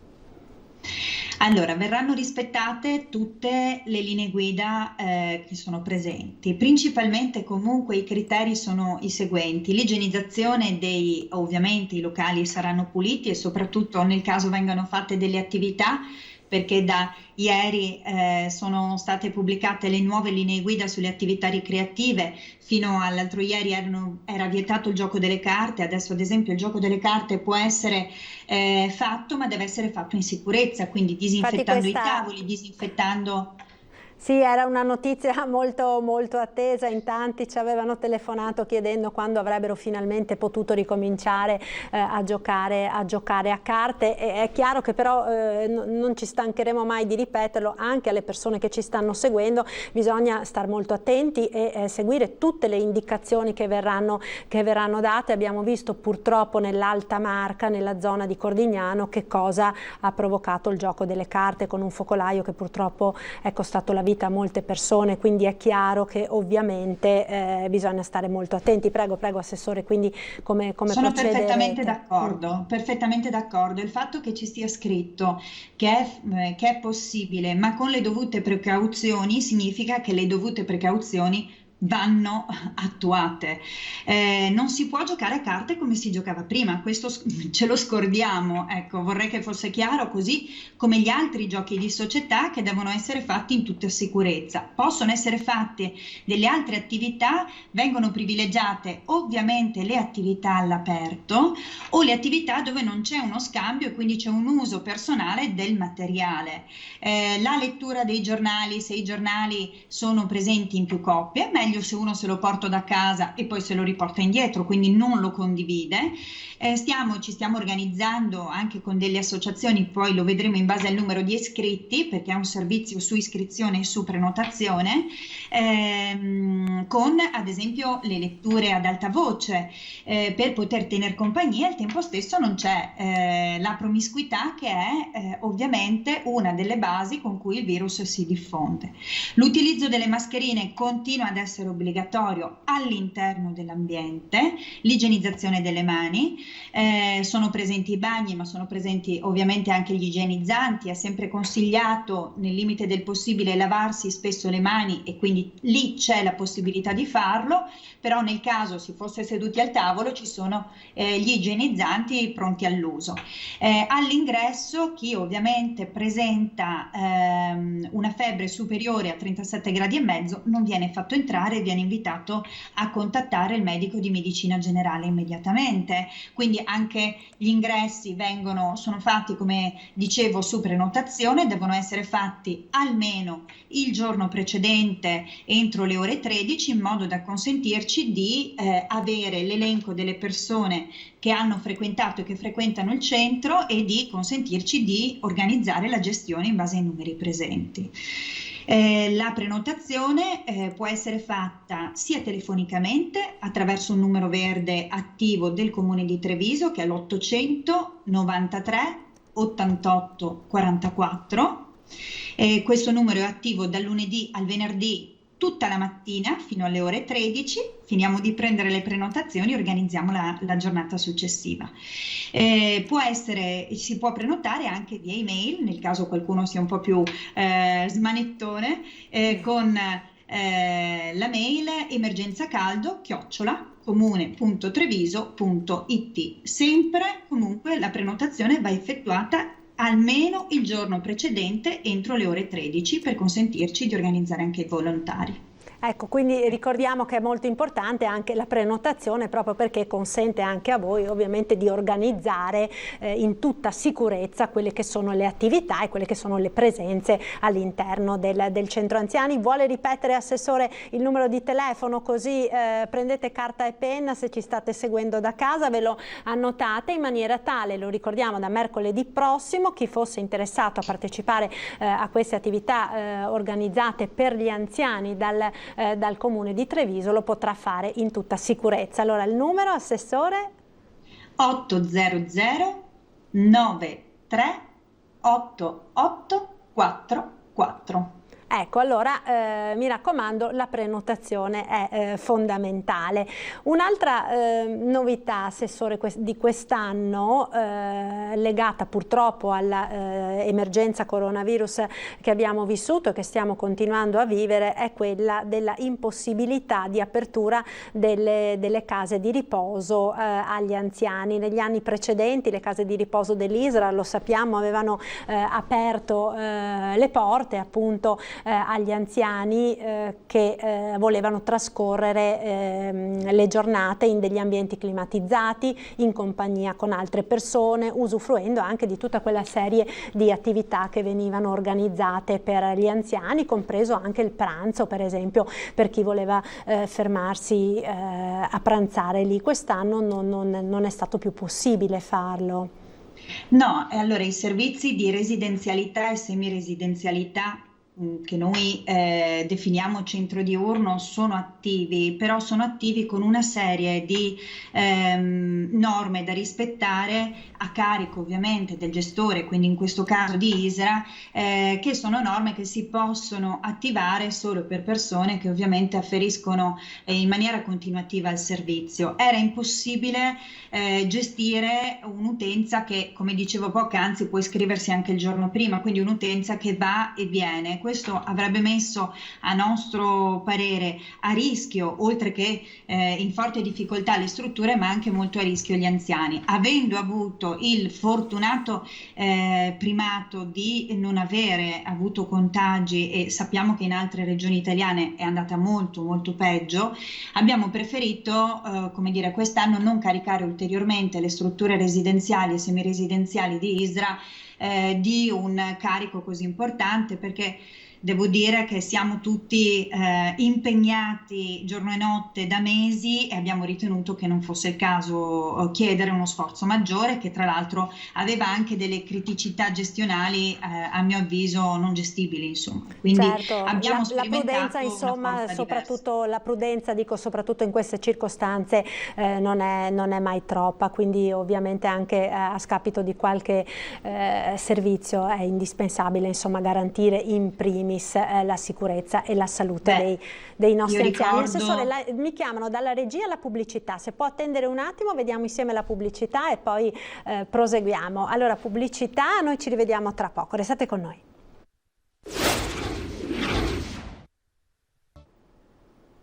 Eccoci nuovamente in diretta con l'edizione straordinaria dei nostri telegiornali, un altro aggiornamento relativo all'andamento dell'epidemia nella nostra regione. I 3 casi positivi in più di cui parlavamo prima di questa mattina sono relativi a una donna nigeriana di 37 anni che risiede in Veneto orientale, un uomo nigeriano di 36 anni che risiede nel Padovano e una signora di 70 anni della quale non si conosce ancora la provenienza, non si hanno ancora i dati anagrafici. Allora ritorniamo con l'assessore Tessarolo. Stavamo parlando appunto di anziani, di caldo, di questo piano insomma che avete messo in essere quest'anno per aiutare gli anziani nonostante tutte le problematiche che sono purtroppo intervenute a seguito dell'emergenza sanitaria. Stava ricordando insomma l'assessore del principio, possiamo dire, di massima precauzione, no? E proprio per questo è stata sospesa quella che era una tradizionale ormai usanza di Treviso di accogliere durante la giornata nelle case di riposo dell'ISRA le persone anziane che ne avessero fatto richiesta. Quest'anno purtroppo proprio per garantire la sicurezza e la salute di tutti è stato deciso di sospendere questo servizio, no? Sì, io devo dire che siamo riusciti a trovare una soluzione alternativa ancora una volta grazie al volontariato che si sta rivelando cruciale. C'è una forte collaborazione con il territorio che si è manifestata nell'arco di tutti questi mesi di emergenza, che continua ad esserci e che si sta rivelando vincente per il nostro territorio. Lo devo dire molto serenamente, una collaborazione che abbiamo con il terzo settore e le associazioni di volontariato in modo particolare, che ci sta aiutando tanto e al tempo stesso consente a loro, nel contatto con l'istituzione, di lavorare anche in sicurezza in maniera proficua e mirata là dove serve. Oggi ad esempio tra i servizi che vengono meno per gli anziani, soprattutto quelli con fragilità, ci sono i centri sollievo che non sono aperti, che venivano gestiti dal volontariato e si riapriranno con tutta probabilità a settembre se la situazione migliora e ce lo consente. I nostri centri ricreativi anziani sono tutti chiusi, continuano a fare, come dire, attività di segreteria, però le attività che erano programmate sono in riprogrammazione per l'autunno, quindi contano di riaprire anche loro a settembre. Gli stessi caffè Alzheimer gestiti da ISRA oggi sono gestiti tutti online, quindi un territorio che si sta riorganizzando per non far mancare la presenza, ma ovviamente con modalità completamente nuove. Se posso, io approfitterei di questo spazio per dare alcune informazioni che possono essere utili in questo periodo a chi resta in casa, non certo. solo trevigiani. Ci sono dei servizi che sono stati attivati nel corso dell'emergenza e che sono tuttora attivi. Mi riferisco ad esempio ai 2 numeri verdi che si trovano nel sito del comune di Treviso e che valgono per tutta la provincia per la consegna dei farmaci a domicilio. Sono tuttora attivi, noi lo abbiamo verificato e possono rivelarsi cruciali per gli anziani che magari in questo periodo possono essere più spesso a casa da soli, quindi si trovano all'interno del sito del comune di Treviso. C'era e c'è tuttora un volantino con tutti i numeri utili. Eviterei di dare troppi numeri di telefono, ma volevo come dire, informare che ci sono questi servizi a favore della cittadinanza. Noi presto pubblicheremo anche la lista aggiornata di quelle che sono le attività commerciali che continuano ad effettuare la spesa a domicilio. Riteniamo che anche questo sia un servizio strategico per l'utenza anziana, anche per evitare magari troppe spese, di muoversi troppo, e quindi quando servono poche cose magari è meglio fare una telefonata e farsela recapitare a casa. Certo, questo vale sia per il Covid sia anche per il caldo, perché appunto sappiamo come magari uscire di casa per andare in farmacia piuttosto che a fare la spesa quando fa molto caldo magari può essere un problema per le persone anziane, quindi ben vengano naturalmente questi servizi che sono rimasti ancora attivi. Sì, così prego. Come sono attivi anche i servizi di compagnia telefonica, ad esempio Telefono Amico Italia continua a erogare il servizio, e quindi chi vive dei momenti magari di solitudine oppure ha anche dei momenti di fragilità, ecco, sa che può trovare un sostegno telefonico da parte di volontari trevigiani e non, che possono aiutarlo. Per le cose invece un po' più come dire, un po' più problematiche continua ad esserci il servizio inoltre della Regione del Veneto, che si è rivelato strategico in questi mesi e che continua a rivelarsi importante di sostegno a particolari situazioni di criticità. Quindi voglio dirlo perché il mese di agosto, soprattutto, che sta per aprirsi, è un mese a volte in cui le persone si sentono spaesate e disorientate. I servizi sociali dei comuni sono aperti sempre,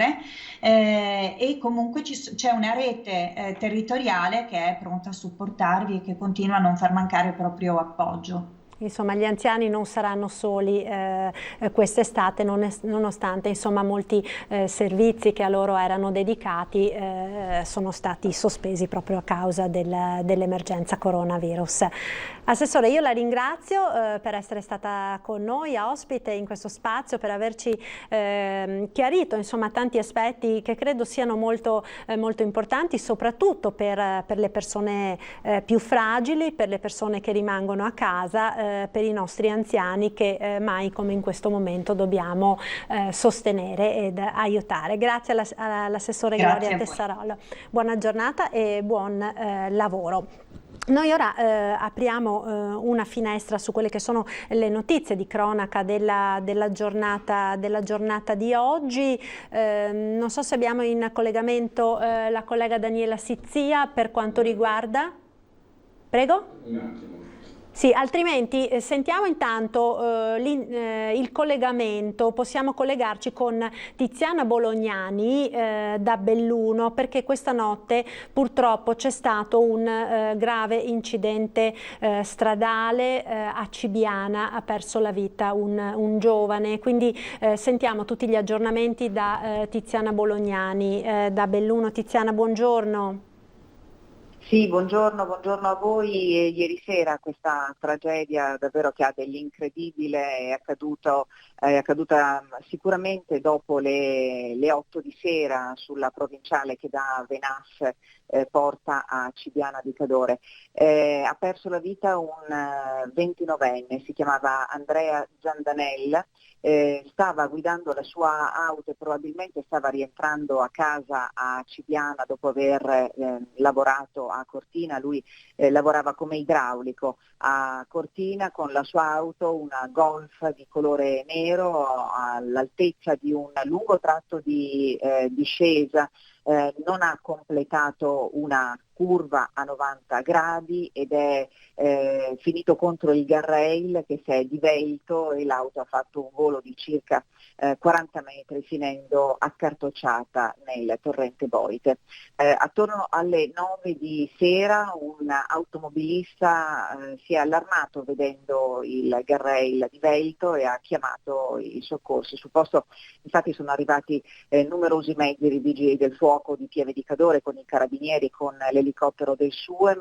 Il tecnico dell'elisoccorso è stato fatto sbarcare sul torrente per controllare l'interno dell'auto, per capire le condizioni del conducente. Poi, visto che stava arrivando l'imbrunire, l'elicottero è volato via lasciando sul posto il personale medico e sanitario.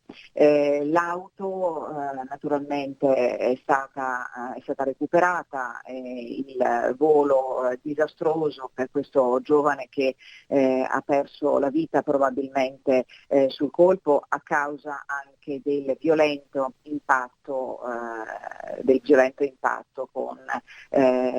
con l'acqua e con il torrente sottostante.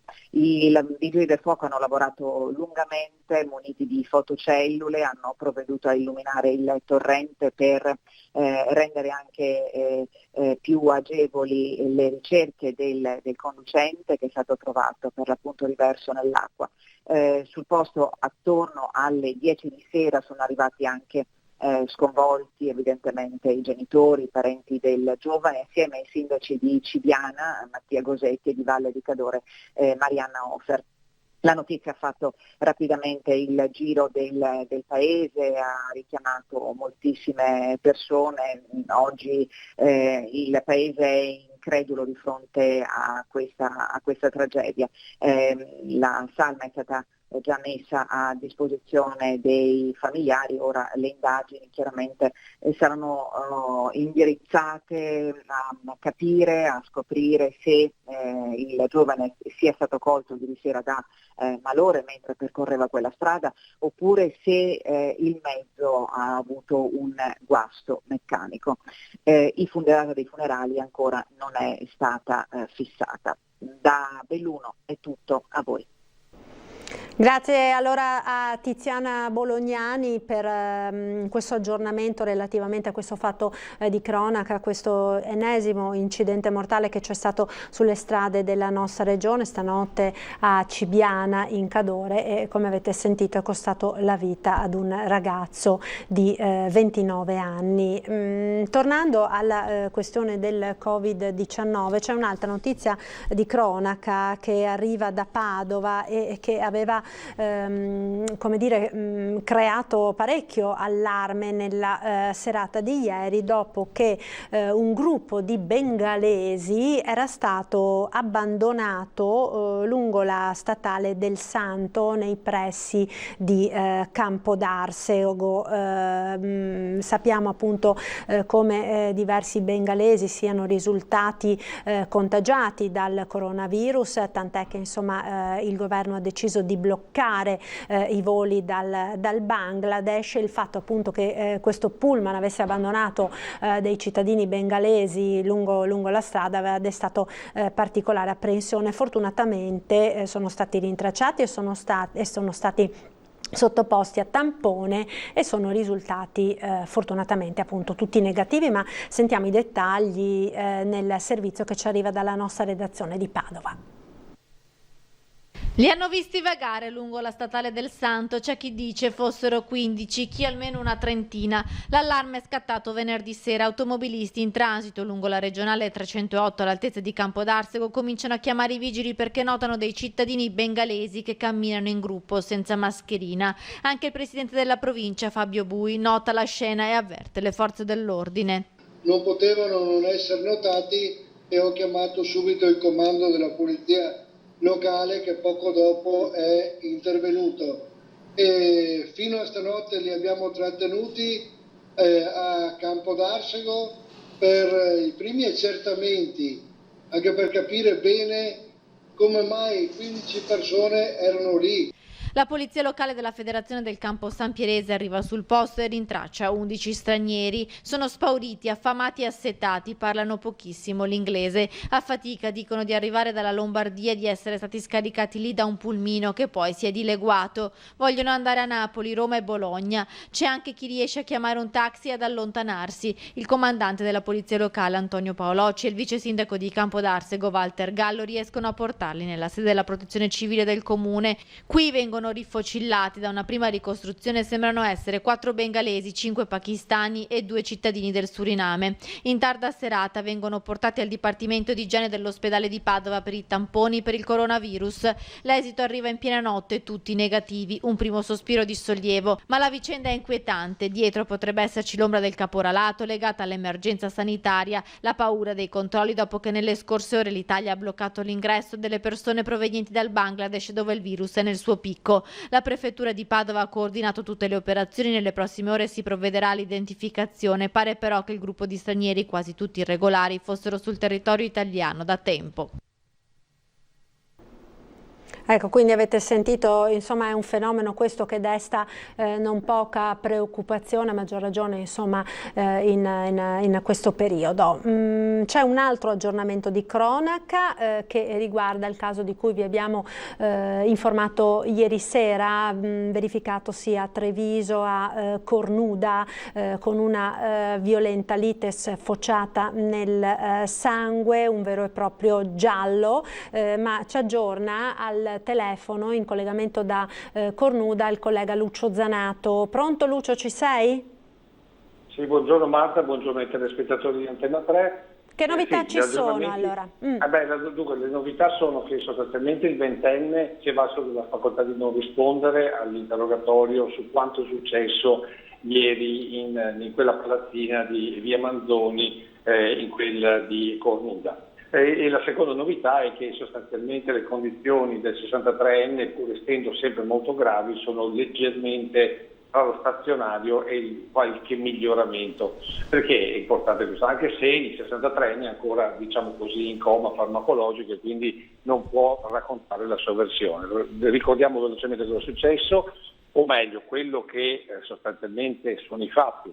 Ieri intorno alle 10:30 un forte odore di benzina da quella palazzina abbastanza signorile, appunto alle porte di Cornuda. I vicini chiamano subito i vigili del fuoco e i carabinieri che arrivano. Quando arrivano fanno sgomberare tutti, non riescono a far sgomberare una persona dall'appartamento al secondo piano.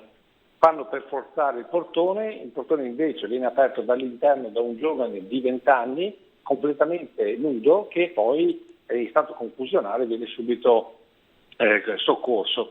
Una volta dentro, carabinieri e pompieri scoprono che c'è un altro corpo per terra, è di un 63enne con una profonda ferita al capo ed è ancora vivo, però ovviamente in gravi condizioni. A quel punto si presta soccorso a queste due persone, uno finisce il cappuccello in terapia intensiva, l'altro quel di Montebelluno. Nel frattempo arrivano anche i genitori del ventenne.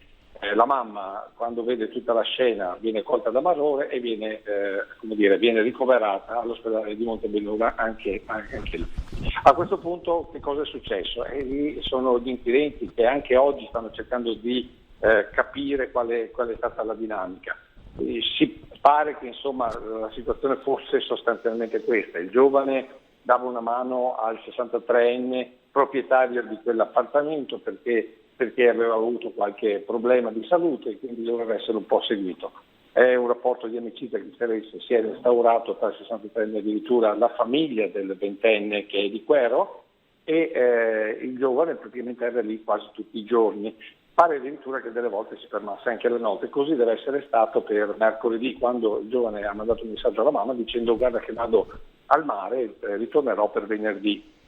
Poi invece ieri appunto un messaggio, un SMS di questo giovane che dice: aiuto, venitemi a salvare perché l'uomo mi ha legato, mi ha cosparso di benzina e vuole darmi fuoco. A quel punto i genitori corrono davanti a questa abitazione e trovano questo spettacolo.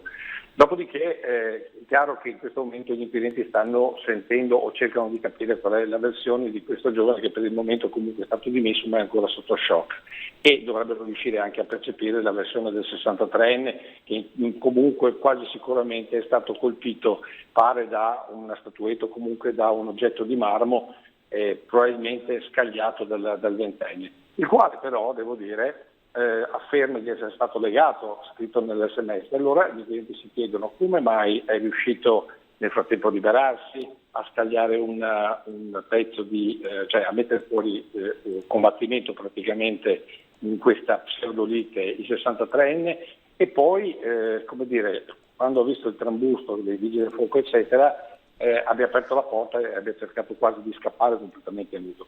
Quindi il meccanismo è abbastanza complesso e i dati di ieri rilevati dalla scientifica, dagli inquirenti, dai carabinieri del nucleo scientifico cercherebbero di capire non solo la presenza appunto di video infiammabili, tra l'altro sparso per tutto l'appartamento, sono 2 piani, un secondo piano per una mansardata, ma anche perché in tutto questo si cerca di capire se ad esempio c'è la presenza di stupefacenti, c'è da capire come mai queste 2 persone erano completamente nude, dopodiché è chiaro che si cerca di andare indietro anche nella vita dei 2, mentre per il ventenne sostanzialmente non c'è nulla di rilevante. Pare invece che il 63enne abbia avuto una vita abbastanza travagliata, con un problema abbastanza importante per quanto riguarda i genitori, tanto vero che, diciamo così, i soldi, fra virgolette, che gli hanno permesso di anche acquistare questo appartamento, peraltro di discreta qualità, quindi anche di un certo valore,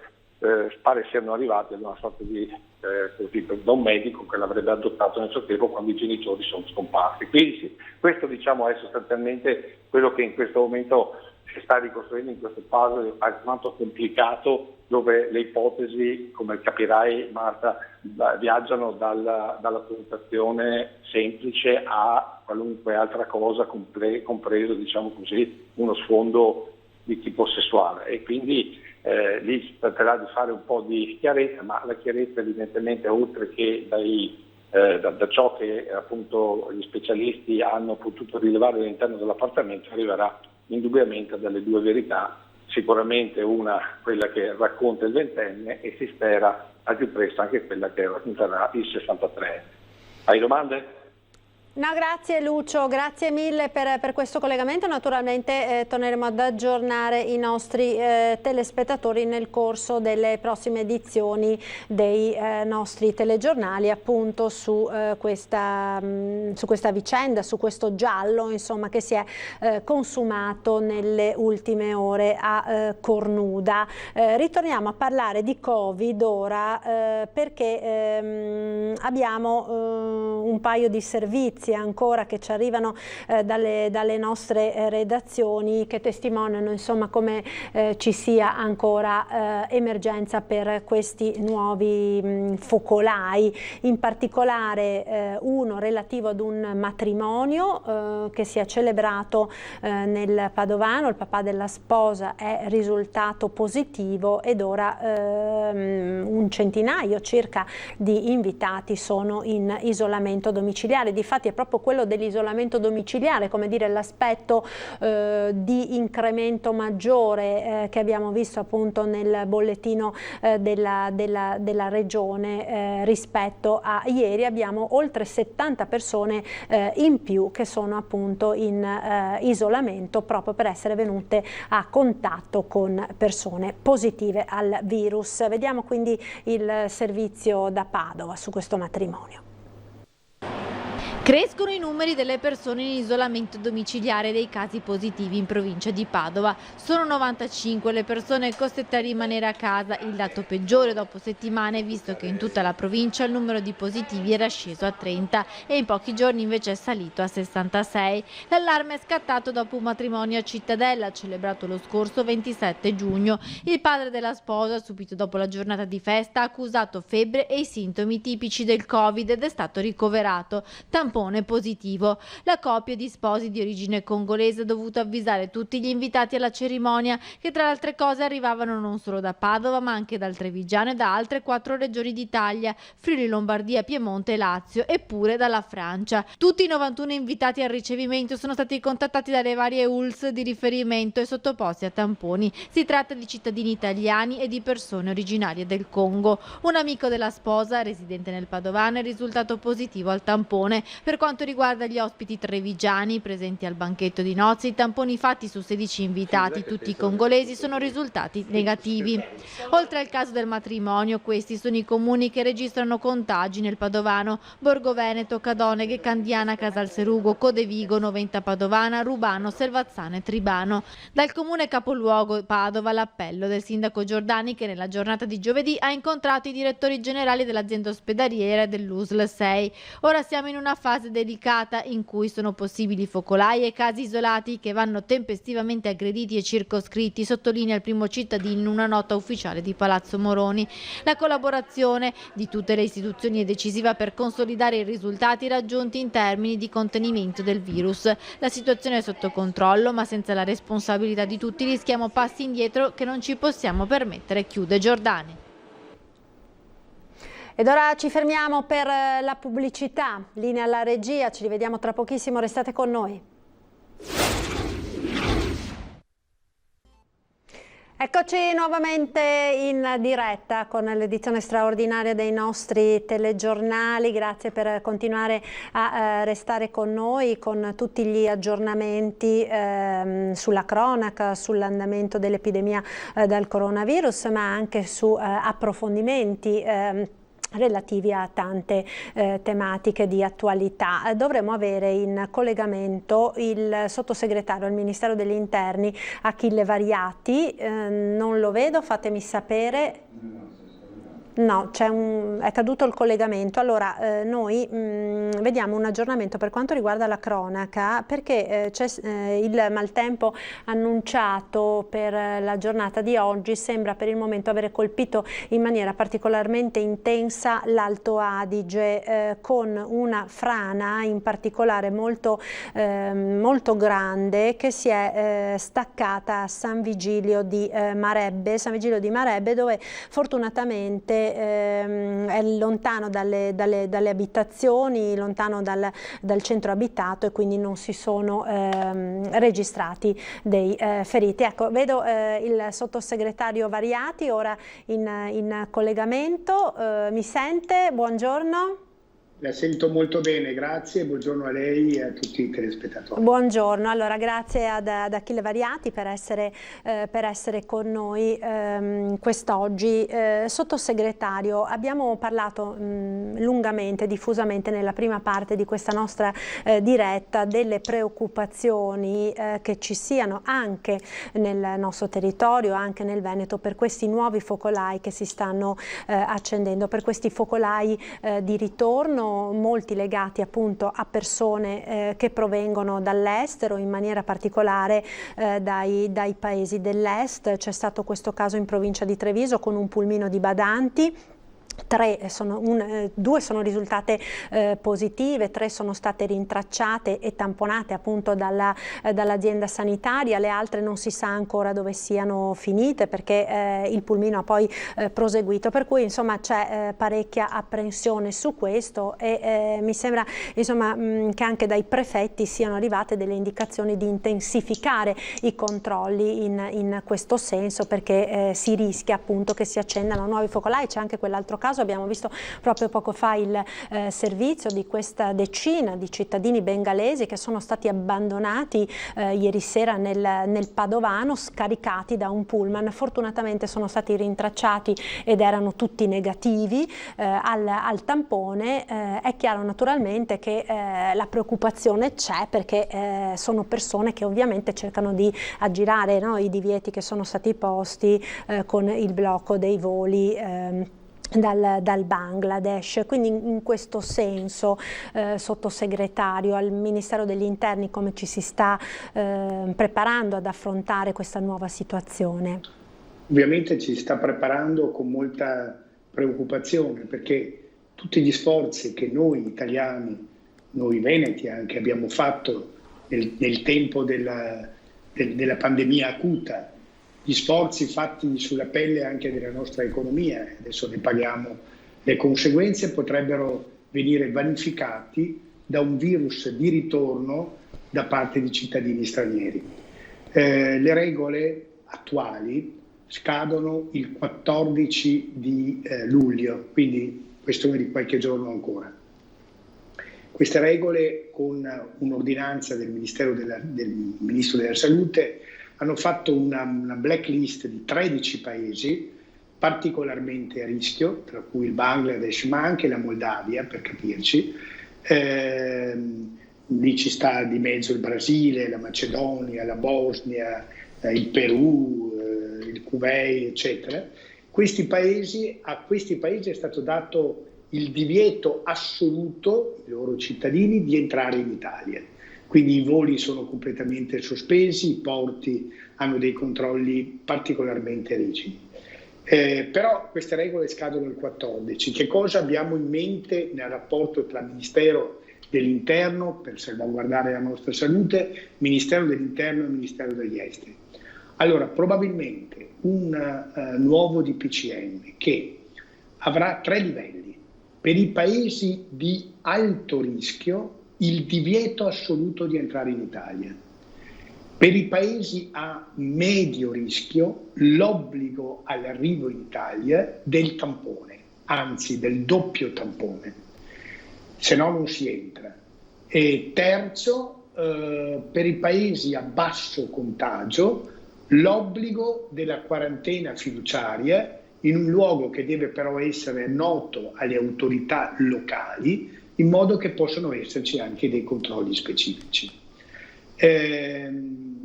Certo, noi abbiamo i controlli che sono più, tra virgolette, semplici negli aeroporti, nei porti, molto più complicato i meccanismi via terra, perché quando si entra in Europa, la prima frontiera, magari per uno che viene dalla Moldavia, può essere la Germania o può essere l'Austria, e quindi poi una volta dentro in Europa ci si muove con maggiore facilità. Qui si stanno raggiungendo dei protocolli di accordo con i paesi della UE, perché qui dovrebbe essere che un cittadino che vuole entrare nella UE debba, alla prima frontiera dell'Europa che lo incontra, deve essere verificato, si deve sapere dove vuole andare e perché, e deve essere reso noto all'autorità del paese, della località di destinazione, il fatto che arriverà il signor XY, in modo che poi si facciano degli accertamenti. Quindi procedure piuttosto rigide, quelle a cui assisteremo, a carico di cittadini stranieri, perché noi dobbiamo assolutamente non disperdere il grande patrimonio di sanità che abbiamo raggiunto grazie ai nostri comportamenti. Ovvio, e chiudo, che ad esempio per quanto riguarda personale di servizio nelle case, piuttosto che nelle cucine dei ristoranti, spesso nelle nostre case per assistere persone, genitori, nonni non autosufficienti, si ricorre a delle badanti e molto spesso trattasi di badanti straniere. Così come magari anche nelle cucine, insomma, ci sono dei ristoranti, ci sono persone provenienti da paesi stranieri. Pensi che i bengalesi, la comunità bengalese a Roma, nella sola realtà romana, conta più di 30.000 soggetti. Quindi lei capisce che sono comunità molto, molto vaste. Insomma, anche nel Veneto sono numerose le comunità bengalesi, certo. No? Sappiamo moltissimi che lavorano nel settore turistico, nel settore della ristorazione, come nei grandi cantieri navali, anche pensiamo alla Fincantieri, no? di Porto Marghera. Ora, il fatto che uno sia bengalese, se è sempre rimasto in Italia in questi ultimi mesi, lui ha avuto un comportamento come il resto degli italiani.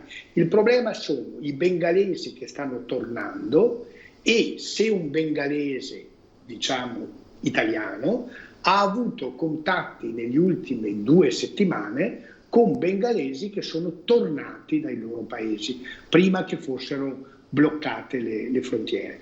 Allora però stavo dicendo che qui noi dobbiamo essere molto rigidi anche nei nostri comportamenti personali.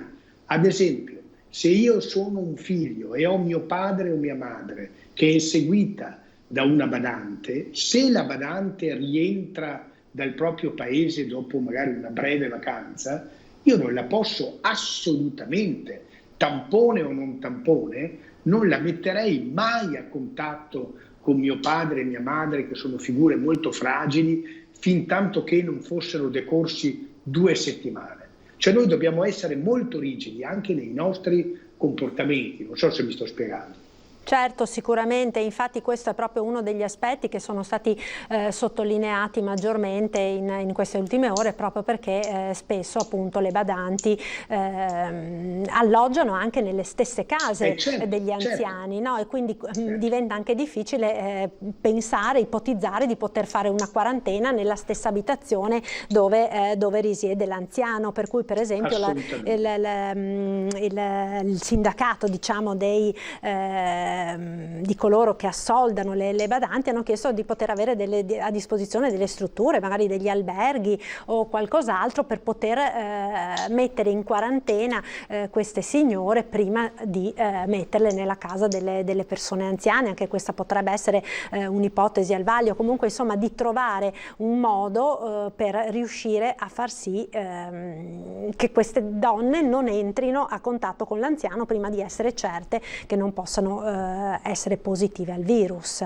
assolutamente, e le dirò anche questo, che laddove un comune o alcuni comuni associati avessero necessità di essere supportati nelle spese, perché proprio magari per figure come queste che non hanno una casa in Italia, perché la loro casa è il luogo di lavoro, è la famiglia in cui ci sta l'anziano o l'anziana che loro assistono e che assolutamente non possiamo mettere insieme per le ragioni ovvie che capiamo tutti. Allora questa persona dove la possiamo alloggiare? Beh, potremmo, se i comuni trovano delle sistemazioni, noi come governo siamo anche disponibili a dare una mano economica ai comuni, che ci mandino avanti attraverso le prefetture alcune richieste, e noi siamo ben felici di trovare anche degli apporti ai comuni, perché purché queste persone facciano una quarantena fiduciaria di un paio di settimane prima di essere libere di ritornare nel loro lavoro, nei loro rapporti con la nostra comunità. Ecco, sottosegretario, a proposito di quarantena fiduciaria, no? C'è chi dice, appunto, lo dice la parola stessa, si basa sulla fiducia, sulla responsabilità della persona. Purtroppo abbiamo visto in quest'ultimo periodo che non sempre è così. C'è infatti chi chiede anche che la quarantena, soprattutto per persone a rischio come in questi casi, non sia fiduciaria ma sia coatta in sostanza.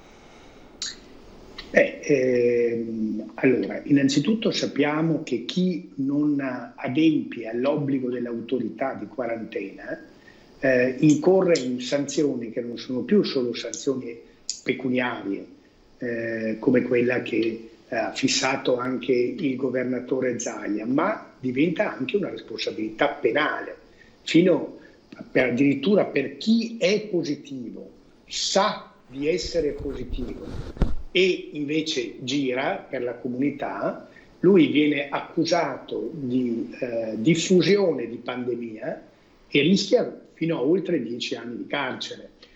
Ora, detto questo, per precisare che le regole ci sono e sono molto rigide, noi abbiamo intenzione di far fare dei controlli mirati, metterli obbligatoriamente. Qui ancora la legge non c'è, la dovrebbe fare il Parlamento, perché attualmente l'obbligo di detentivo, se vogliamo, cioè una limitazione della libertà provvisoria, avviene solo per le persone che sono incapaci di intendere e di volere, quindi si fa un trattamento sanitario obbligatorio.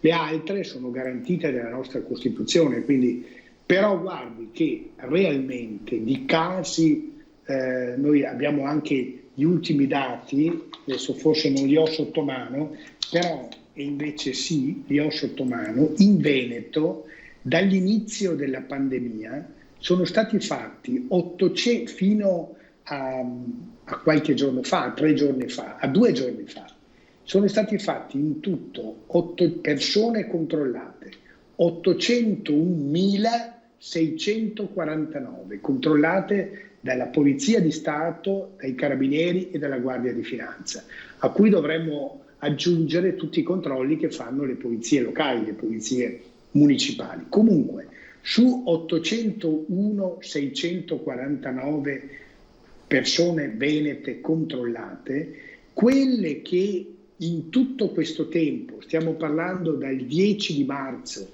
fino all'8 di luglio, che avevano l'obbligo di rimanere nel proprio domicilio perché in quarantena fiduciaria, quelle che sono state denunciate perché trovate fuori, perché non trovate in casa, sono state in tutto questo tempo 63, tenendo presente che di queste 63 una buona parte sono dei primi giorni di marzo, quando ancora potevano non essere chiarissime le regole. Quindi noi, devo dire, abbiamo un rispetto alto di queste cose. La preoccupazione sono gli stranieri che vengono da fuori, e tra questi una particolare attenzione sono gli irregolari, per cui laddove noi troviamo delle figure che sono nel nostro paese in modo irregolare,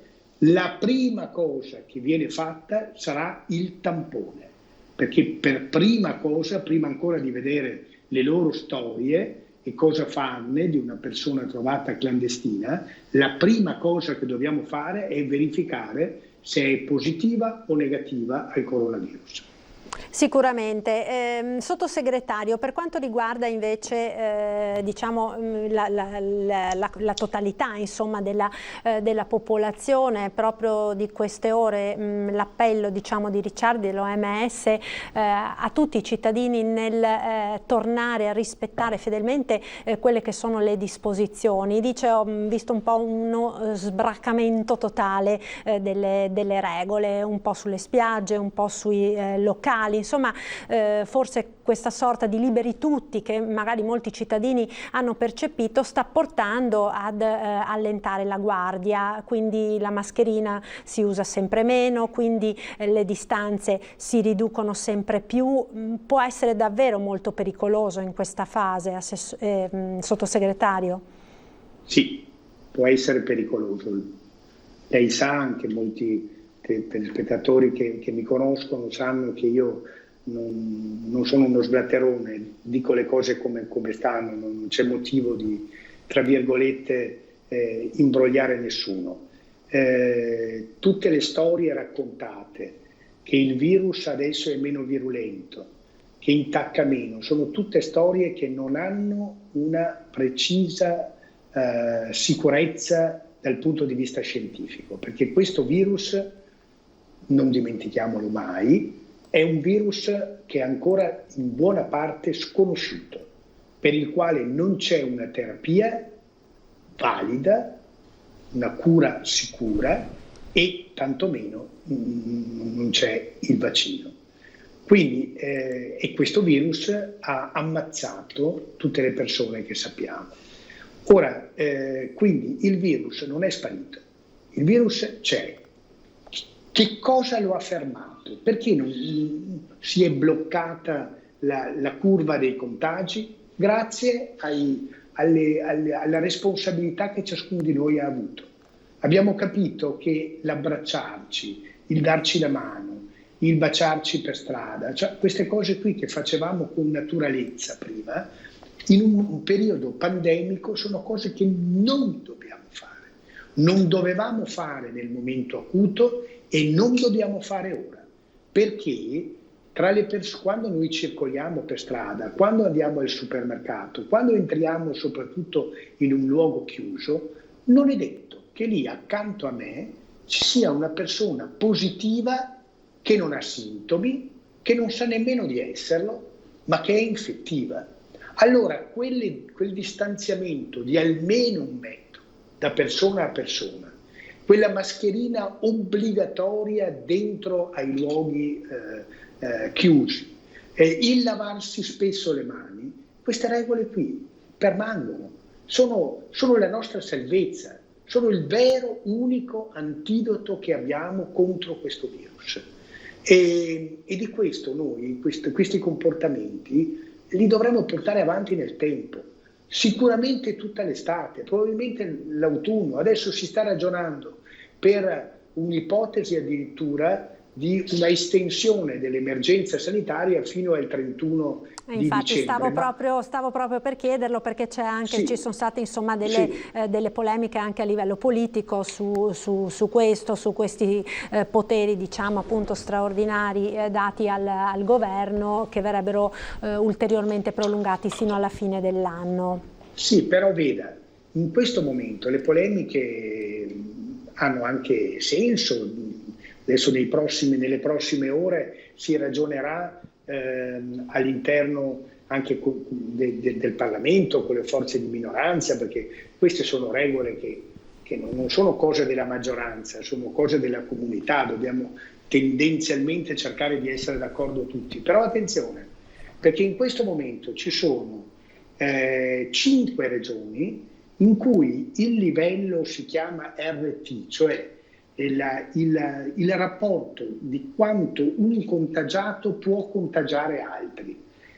Siamo in un momento di maggiore sicurezza quando scientificamente, rispetto ai casi riscontrati, siamo sotto l'1, quindi 0, in realtà l'Emilia Romagna e il Veneto sono in questo momento, hanno l'indice più elevato, 1,2, seguito dalla Toscana con l'1,12, seguito dal Lazio con l'1,07 e seguito dal Piemonte con l'1,06. Cioè in questo momento, tra i contagi registrati, nel Veneto le cose vanno peggio che non nella vicina Lombardia, che è stata l'epicentro delle infezioni. Ora, quanti sono i nuovi contagiati? Mercoledì erano 193, giovedì 229, ieri 276. 276 sono tanti, sono pochi, però vedete che c'è un trend di crescita? Però se quei 276 non sono immediatamente individuati e i loro focolai gestiti, nel senso che ognuno deve dire: io negli ultimi 10 giorni ho incontrato Tizio, Caio, Sempronio e io vado in cerca di Tizio, Caio, Sempronio e catturo sia Tizio che Caio, Sempronio e gli faccio il tampone. Se non facciamo queste cose qui, 300 persone libere diventano un veicolo terribile che può rapidamente trasformarsi in migliaia di contagi. E quello di cui noi proprio non abbiamo bisogno, è quello di ricadere nella buca, cioè dover ricominciare a chiudere le attività, a mettere le persone in isolamento. Ma scherziamo, non ce la faremo ad alzarci da quella buca. Già tutto ciò che abbiamo passato, vediamo con quanta fatica, malgrado una settantina ormai di miliardi messi a disposizione, quanta fatica stiamo facendo. Quindi io spero che le forze politiche lasciano perdere per il bene comune il solito teatrino della politica e si discuta insieme. Noi non dobbiamo dare neanche lontanamente ai turisti, a chi viene da fuori Italia, da paesi sicuri si intende, l'idea che l'Italia non abbia le cose sotto controllo. E invece le abbiamo sotto controllo. In questo momento l'Italia è uno dei paesi più sicuri al mondo. L'Italia è uno dei paesi più sicuri al mondo, ma dobbiamo tenere alto il livello di attenzione. Ecco, questo vuol dire. E questo sicuramente, diciamo, è un appello che viene lanciato a tutti i cittadini, perché è chiaro, insomma, che ognuno con il proprio comportamento può fare la sua parte. In questo senso, proprio di questi giorni, la notizia per esempio del prefetto di Venezia, che si è molto appellato, insomma, al senso di responsabilità delle persone dopo aver visto assembramenti nelle spiagge del litorale veneziano, no? Con gente che non rispetta le regole, pensando, insomma, che ormai sia tutto finito. In questo senso, velocissimamente, sottosegretario, perché sta finendo il tempo a disposizione, verranno disposti dei controlli straordinari ad hoc proprio per il rispetto delle regole anti-Covid anche nelle zone di villeggiatura? Guardi, assolutamente sì. Io ho fatto una proposta, ma non so se verrà accettata o meno. Secondo me, d'accordo con i sindaci, d'accordo con le regioni, avrebbe anche senso in alcune situazioni fare anche dei tamponi di controllo, voglio dire, per capire che tutto sia in regola, e soprattutto i gestori delle spiagge, dei bar, eccetera, saranno controllati, attenzione, saranno controllati, saranno multati.